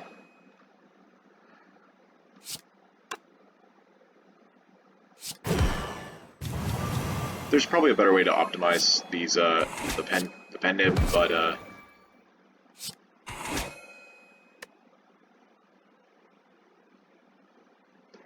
but instead I'm just gonna make the wrong play. And not play construction form like I was supposed to. Take 2 damage. Oh well. I can also not play the crystal ward for a dead branch proc to see if I missed anything. It's fine. We heal back up. I almost just screwed up again. Alright. Let's get our heads back into this. Got another shield charger, another time bomb. Temporal shield is no longer as good as it once was. I think taking the extra shield charger for defense is better. We have a lot of attacks, so Reptimancer I'm not too worried about. Especially with this. Let's go right. Oh my. Alright, Quantum Chamber. Upon pickup, choose a card. Start each combat with this card removed from your deck. At the start of your 4th turn, return it and 2 copies of it to your hand. So at the start of your 4th turn, you get triple of a chosen card of your choice. I can definitely see a few choices here. The thing is that they are not going to be rerolled by Snecko, so Construction Form is not a choice. They will all cost 3, and I will not be able to play them, and they will just exhaust because they're ethereal. Bobble Burst is an option, but I think the real option here is Spheric Shield. Spheric Shield, as I sort of hinted at earlier, is a lot better when played later in a fight, at least in long fights like Niao or any other boss. In short fights it's fine to get it early, but we have 2 construction forms to make up for it as well, and potions of course. Bites to heal back anything I lose. So saving this for turn 3 and getting multiple of them is huge, especially with the brace numbers, it's fine. Such a weird option, gain 5 max HP for pain, okay. And yes, we get a curse for that called Aged, which is basically like a double void, but the first time you draw it isn't actually a drain. It's funny, because you can actually pick that for Quantum Chamber and then get 3 copies. Because who wouldn't want that? Shop time. We need to save 80 gold for this fire. The minimum you can get from an elite is 20. It averages at 30, but the minimum you can get is 20, so I need to save 80. Which means my budget is 351. There are not very many uncommons I would buy, but this is one of them. Arumba's Pocket Sentry. At the start of each turn, alternates between dealing 7 damage to a random enemy, which is really weak, except in Act 1, I guess, or apply 1 weak to all enemies. Every enemy becomes weak every other turn. It's really, really strong. I think card remove is going to matter a little bit less with, yeah, like, we can't afford both of these. Like I said, the budget is 351. This is 383. This is definitely worth it, though. The sheer amount of defense you get is insane. And none of the other cards appeal to me. I'm not buying potions at this time. No mercy. Here we go. There's that weaken. Alright, repulsor. This is 1, 2, 3, 4 energy.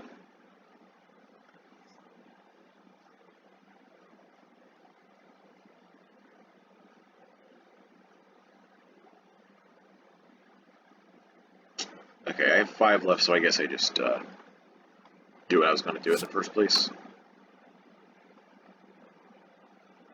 Which is this, then this.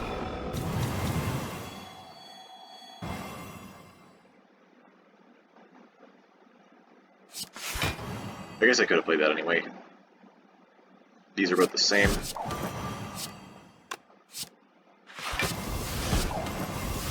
Oh my.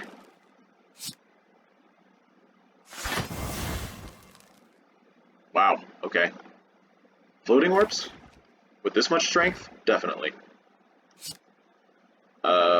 Defend, you're going in there.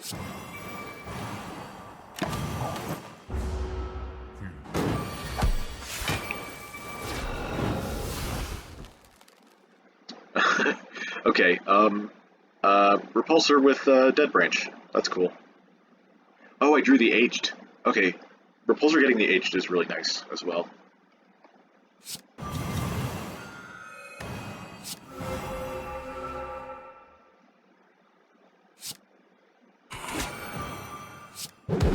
$39 twice. This is nice. Sure. That was the Revenge Protocol that we saw at the end of Act 1. Braces for 5 every turn, which means I'm indefensive now. So much stuff just happened there. Let's just play. I could also... Oh, it's coming up, huh?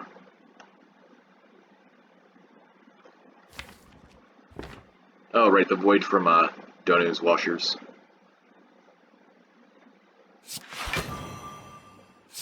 Just a free exhaust card draw. Construction form. Nice. Do this now. Come on, I can't play that. Fine. This goes in stasis.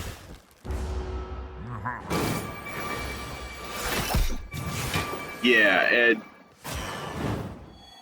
I think it's pretty obvious that this run is going to be a win. With just how powerful we are, even in an elite fight like the Giant Head. I guess the only real threat would be the other two elites, but I'm not worried about them. Put me back in defensive, please.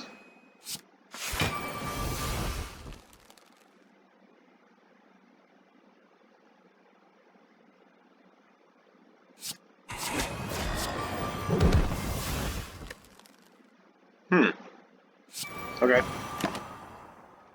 You go in. X cost card, stasis for 1. Turn. I have a body slam. Okay. 6, 7, checking out the pen nib. It's exact. 8, 9. Blue candle. You do not want this relic in Downfall, because in the Neal fight it gives you 4 curses. And 3 of them, at least 3 of them will be playable. But because they're playable by default, sorry, even though they're playable by default, Blue Candle will still make you lose HP for it. So, like, it'll hit my temporary HP, which is even worse, right? I guess either case is bad since I have buffers, but I'm skipping that. And yeah, I'm taking a second Repulsor because of Hermit, as I mentioned earlier. It's a lot of curses, and I have a few in my deck already. I have Aged, and Descender's Bane, and Donu's Washers. Gotta take the blue key. A little sad, but that's okay. Break the sapphire. What have we got next? Vent steam, actually. Time for that to get upgraded. Not very many other good upgrades now. A lot of them are just damage numbers. This is 56 damage. So much.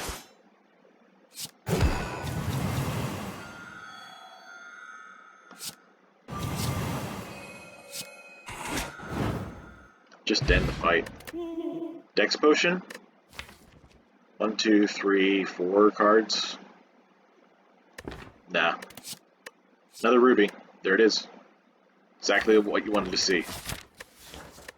For the bauble burst.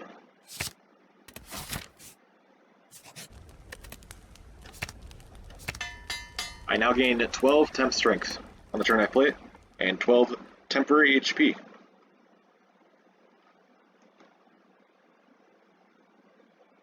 Oh, by the way, in case you were wondering, this does not upgrade to Brace more, and neither does this. I think. Actually, this might brace. Yeah, it goes up to 4. Alright, I stand corrected. Curl up. Is it time?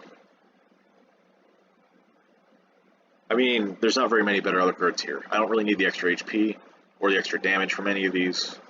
1 extra brace isn't worth it at this point. And, repulsor upgrades are not worth. Construction upgrades could be worth. I'll consider it later, but this is probably the best.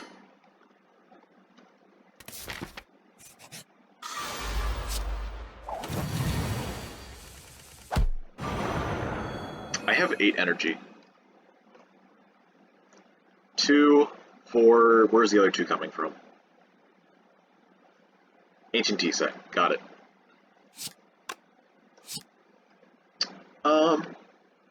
Definitely want to draw Repulsor sooner than later, so I think...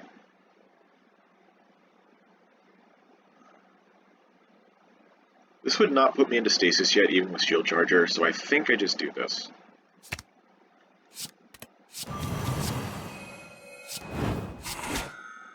Alright. Oh, right, Void. That'll be fun.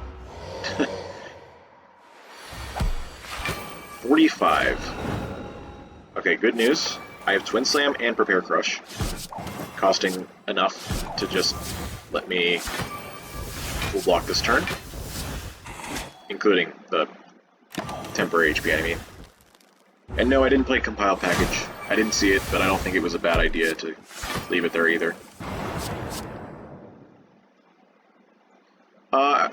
I would like to just end the fight this turn, so I think I'm going to Pendant this.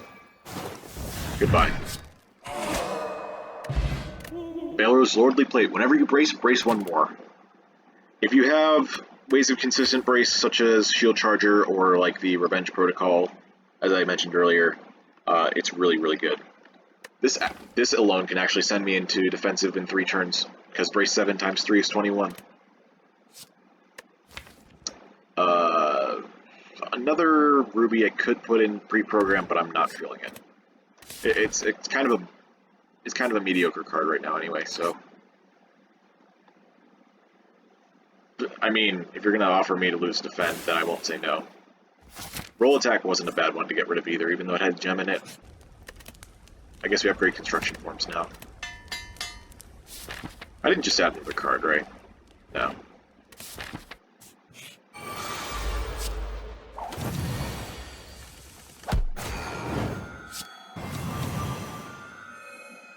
Alright. What have you got? Oh. Dead Branch? You good? Like, I'm not complaining or anything, it's just out for blood today. And that's all I can afford, I think. Okay, this is good, because early on in this fight you don't really...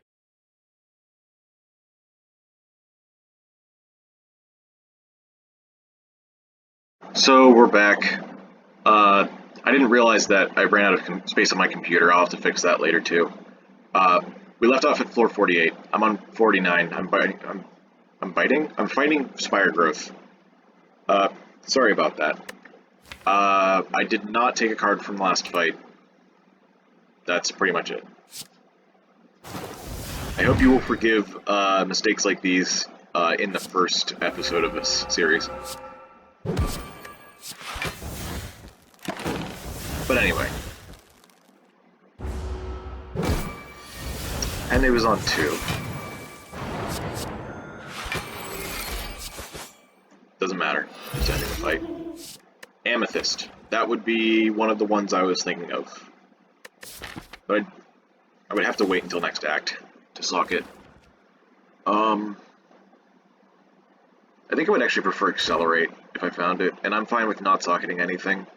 I don't really even need this. It's just one of my favorites. It's got a nice color to it for and a nice effect combo. You can also add Polybeam. I don't think I need to. Alright. Ironclad 3. Has Barricade, uses Body Slam. Kind of acts like Transient if you think about it. You hit their block, they lose some of their attacking value. I am going to be focusing down Ironclad because usually the extra block's not a threat.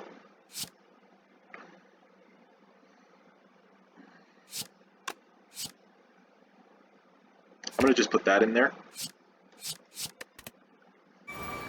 Because if I take the Void from Stasis, it doesn't drain my energy.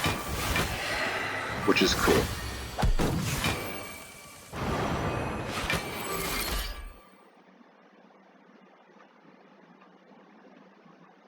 Okay, I'm thinking Repulsor is fine here. Repulsor and then Incinerate. This will do 11 damage, which means it's weakened. 54. Right, okay, so that'll do 11 damage, which means it's at... What would this normally be? This would be 16 plus 10, 26. 72? Okay. 72 minus 11 is 61, which means he'd be down to 45. And I would gain 13, so I'd be at 36. Okay, I think this is enough then. Yep. One less, but I have temporary HP.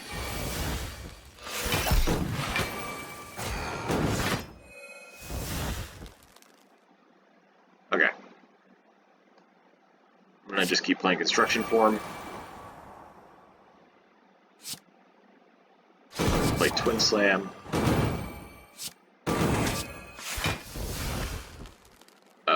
That I don't want to play that here.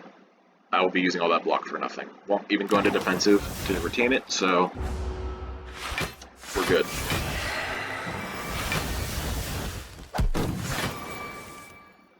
You think you have Barricade, buddy?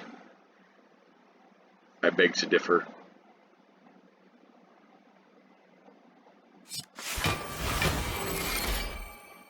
I'm gonna keep going into defensive.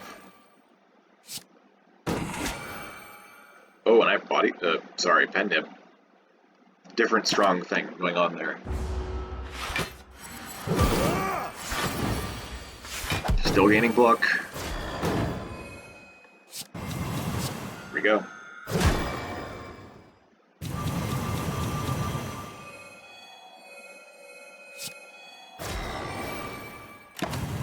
It was a little underwhelming.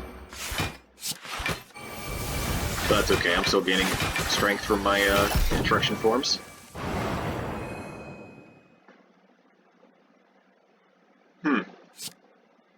Alright. Let's put you in. Fun fact about Twin Slam, if you leave the second slam out, it counts as more gems for Crystal Ray and Gem Cannon, which is a rare.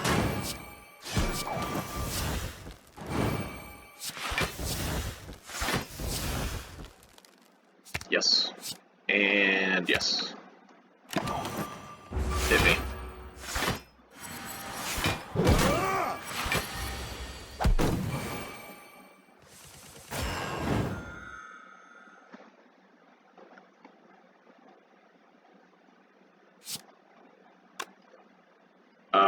6, 7, 8, 9. I'm one away. But maybe I can get another one from Dead Branch? Is there a zero cost Dead Branch attack? That's a very good question. Doesn't look like it. Oh my, he's still attacking for 50. Okay.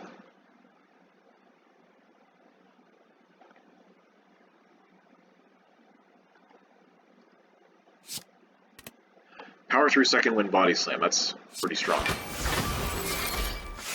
So I guess I do that.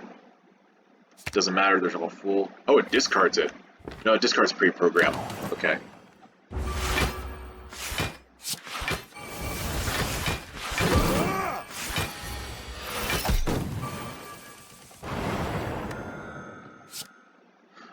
He's attacking again.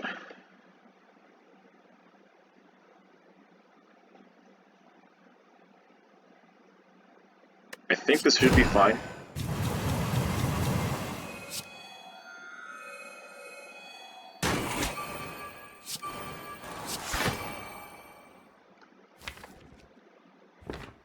I'm gonna put Walker Claw in, and then hope I get Vent Steam in 2 turns. Don't really want to attack this turn anyway. The flame barrier's scary. Looks like we got it anyway, so I'm gonna be using Crystal Ray here. 132 damage. That's a lot. Oh, and emergency. Is this even enough? 9. I have 50. I have 51 temporary HP. Of course, it's enough. Just gonna eat the damage. Ironclad is dead.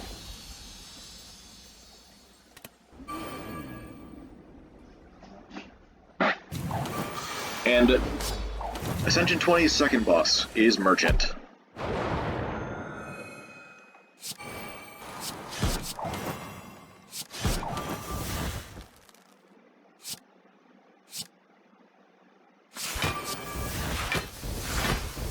Okay. Somehow we keep getting all those high-cost cards. I feel like I've seen those a lot, but maybe I just recognize. Maybe I just notice them because they're not doing anything. I do need this fight, so bye Slime Crush. I'm gonna put Charge Core and Stasis over playing the other two because it's gonna draw me an extra card every turn. All right, turn 3. Merchant's Bomb Plus is going off. I need 50 block or a buffer stack. It looks like I will be doing the buffer stack. Oh my gosh. I could play Ancient Power here. I think I'm going to play these two, though. That was so much damage.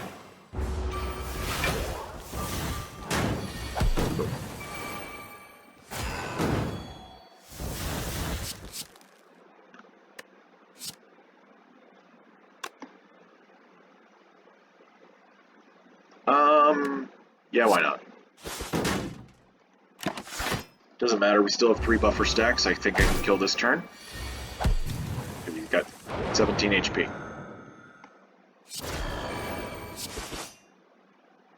Awesome. On to Act 4. 1936.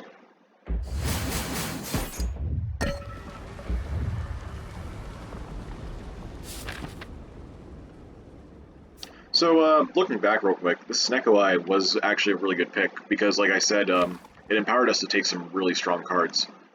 After Construction Form, we got Shield Charger, which is questionable, Time Bomb, which is good, Bubble Burst, which is amazing, Second Repulsor, awesome, and Spheric Shield, which we got 3 of, and another Construction Form, and Walker Claw, and Repulsor. Like, when you get a Snecko Eye that early, even if it's questionable, you probably should still take it. It's just ridiculously strong.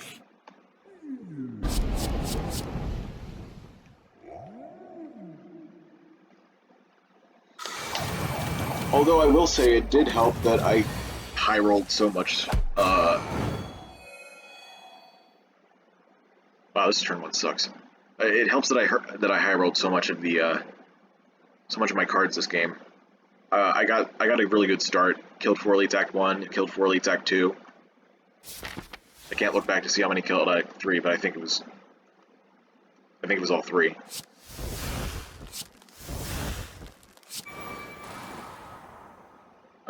Okay, this is interesting. So these guys, when they die, they give a bonus to everyone, including their teammates and me. So Ironclad will give these 2 strength and me strength. Silent will give thorns to everyone, and Hermit will give rugged and vulnerable to everyone. Rugged is the Hermit's buff that is like a buffer that decreases all damage to 2 per hit, per 1 hit per stack. Like I said, it works like buffer. Draw me a good card. Okay. Panic button? No. Not allowed. I think I'm gonna use Purity here. Oh, there's 2 of them. Great. Right, I forgot I had Sacred Bark. I've gotten, like, no potions since the end of Act 2. That's really sad. Right. Dead Branch, thank you. I guess that was actually correct. I mean, it was already good to get rid of the Future Void, but this is also very good. Will this be enough? I don't think so. I'm not drawing... Well, I am actually... I'm doing this so that my repulsor that I have in play will destroy it.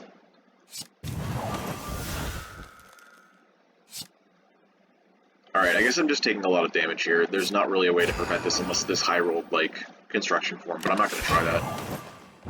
Actually, maybe I should have.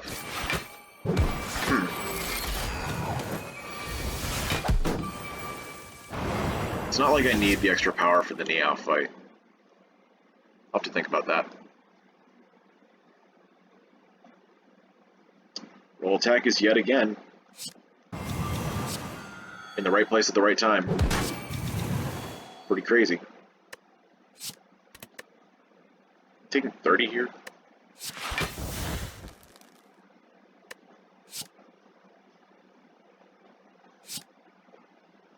Alright, I guess I'm, oh, no, I have 7. I have 7, temporary HP.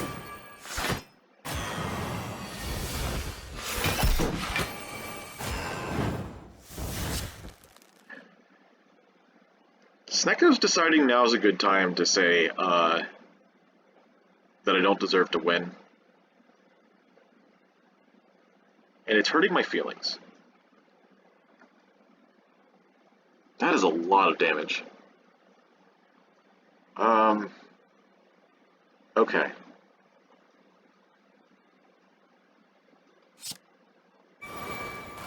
In theory, I can heal everything up with bites. So I'm gonna block 3 hits with block and buffer, and then just take 18. And hopefully, we're fine. What this does mean, though, is that I'm probably gonna have to... No, actually, Silent just is still last. That hasn't changed. Hermit gives the vulnerable and rugged. That's perfectly fine. I think I play these. Just stay in defensive mode for a few turns while I kill Hermit, because he's scary.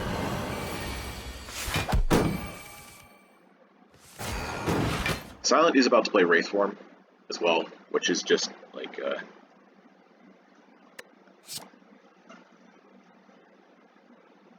I guess we do Time Bombs again. It's a little weird. These will both go off while Silent is in defensive, so it should be fine. Oh, right, I have deflecting bracers, so the more block I get this turn, the more Hermit kills itself.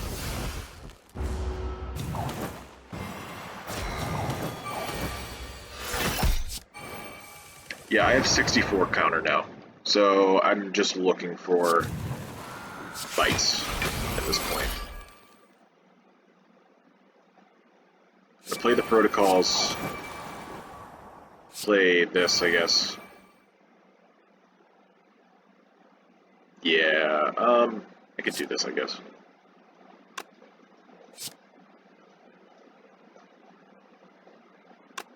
Actually, literally doesn't even matter. Are my bites in the discard? Where are all the bites? 2 of them are in the exhaust because they're ethereal. Okay. 1 is in the draw. 1 is.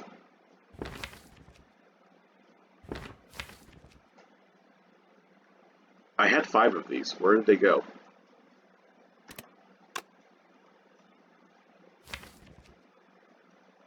I am so very confused. Maybe one of you can tell me what happened. Oh wait, no, there they are. Yeah, go into the comments and tell me they're in the discard pile. And tell them that I sent you.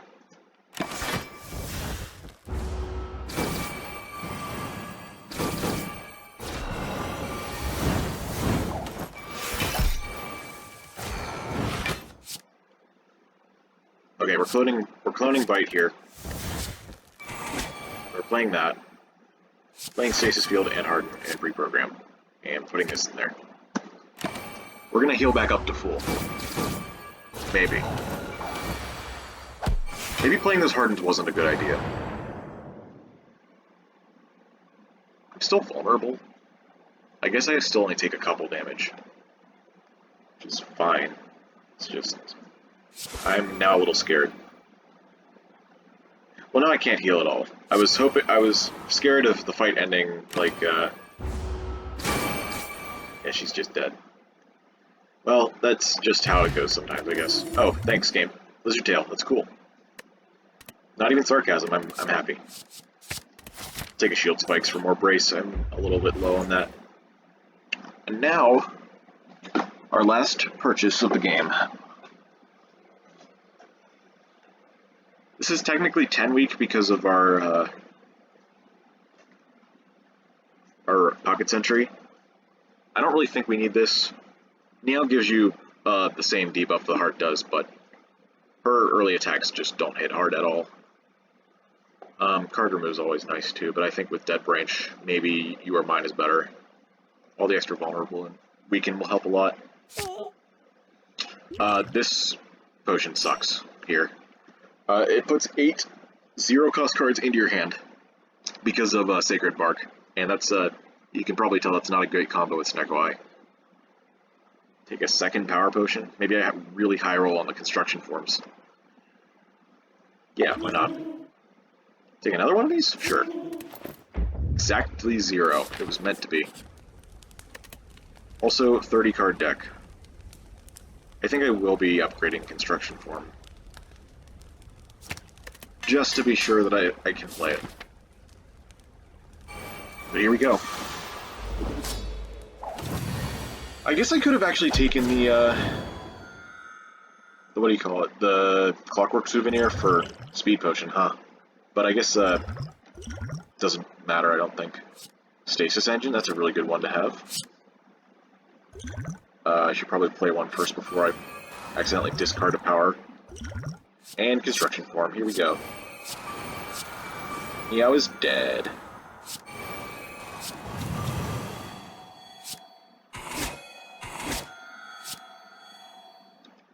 Alright.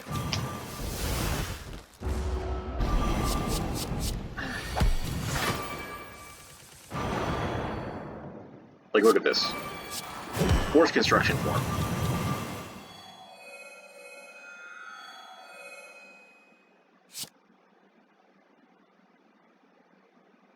Nope. Putting that into stasis similarly will not activate its ability.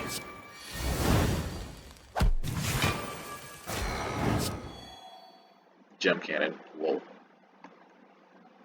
I'll clone Twin Slam here.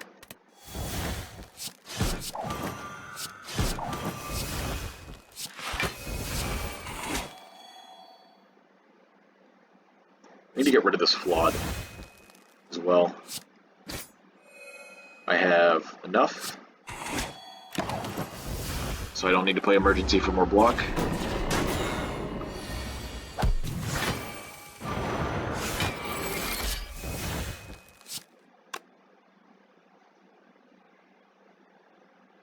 Let's say this fight's going well. Play this for double damage.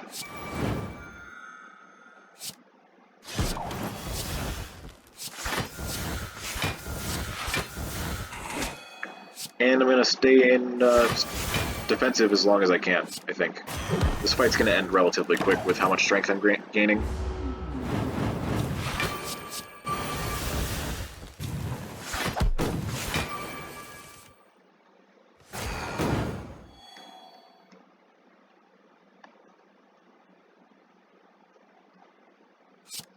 Alright, Bewildered, re-roll my hand, please.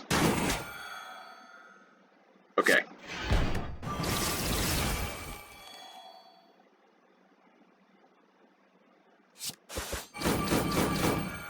Cool.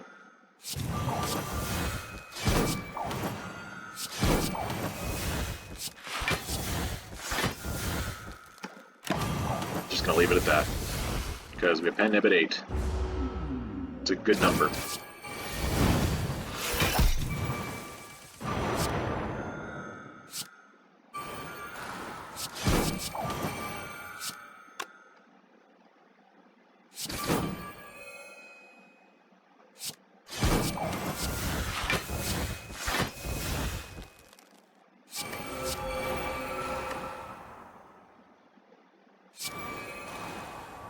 Might as well play the laser turret. Give me the extra damage every turn.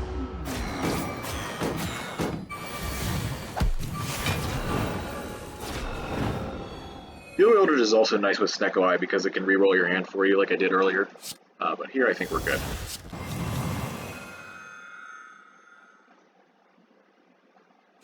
This is kind of funny. Use a laser turret in multiple slots and it's just going to kill her next turn. So play a few more cards.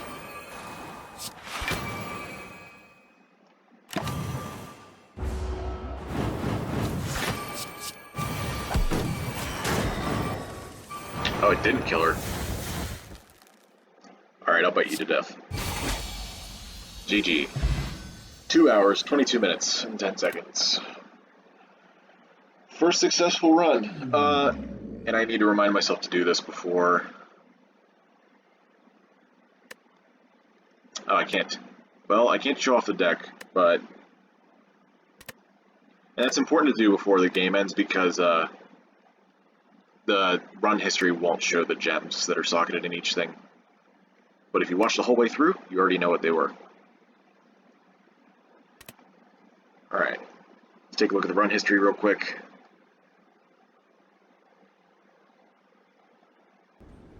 Yeah, don't crash on me, please.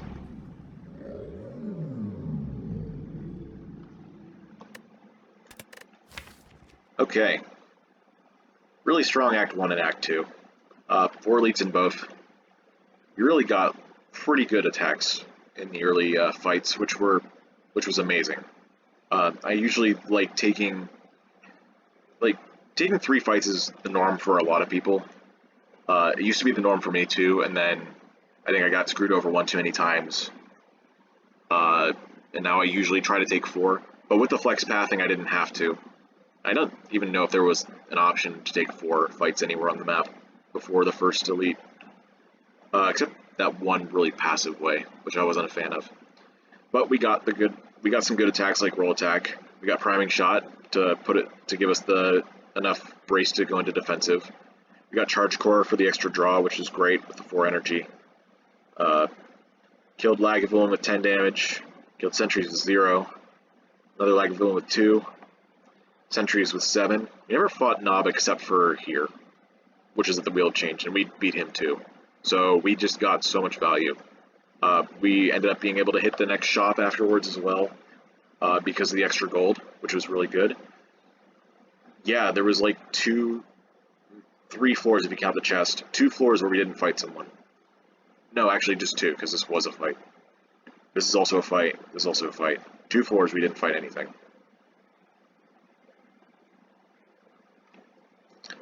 Yeah, and then we just got construction form and Snecko Eye, and then just steamrolled the rest of the game. Playing into these relics, though, I think was still important in the early decision making, because it let me make choices on what kind of build I wanted to go for. Deflecting bracers being bugged means that I can just go pure block and let the counter do some work, but I didn't have to because I was able to build into strength with impeccable pecs. The early potion usage was also important because that gave me some temporary HP to use. The waffle at the beginning of Act 2 was kind of lucky because that let me take all the elites without really being scared of anything. Bites, like, I don't think they actually helped that much because I was already very set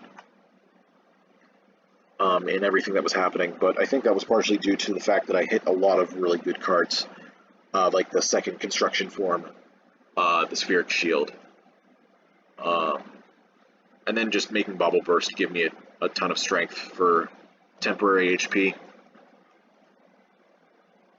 And Dead Branch was Dead Branch. I think we could have won without it. It might even have been better. Alright, so that was the first run of the 100 games. Let me know what you all thought of anything you want to tell me about. If you don't have any thoughts, that's fine. I appreciate you watching. I hope that it was at least somewhat enjoyable, and I'm excited to start on this journey for the rest of the 100 runs. I'm excited to see where it will take me, because I haven't really done any kind of full analysis like this before. So I don't really know what I'm doing. I'll try and do my best. Suggestions, again, great to have if you want to put them in the comments. In a couple days, I'll probably start a spreadsheet where I put all the where I make notes of the strongest points of each run, kind of like I was highlighting here. And over time, we'll see how everything works out. Deflecting bracers, I would imagine, are going to be consistently strong across all runs, even though it wasn't 100% necessary here. I would imagine that construction form is going to be consistently very strong. I'm going to imagine that last stand, like I mentioned before, is going to be very strong.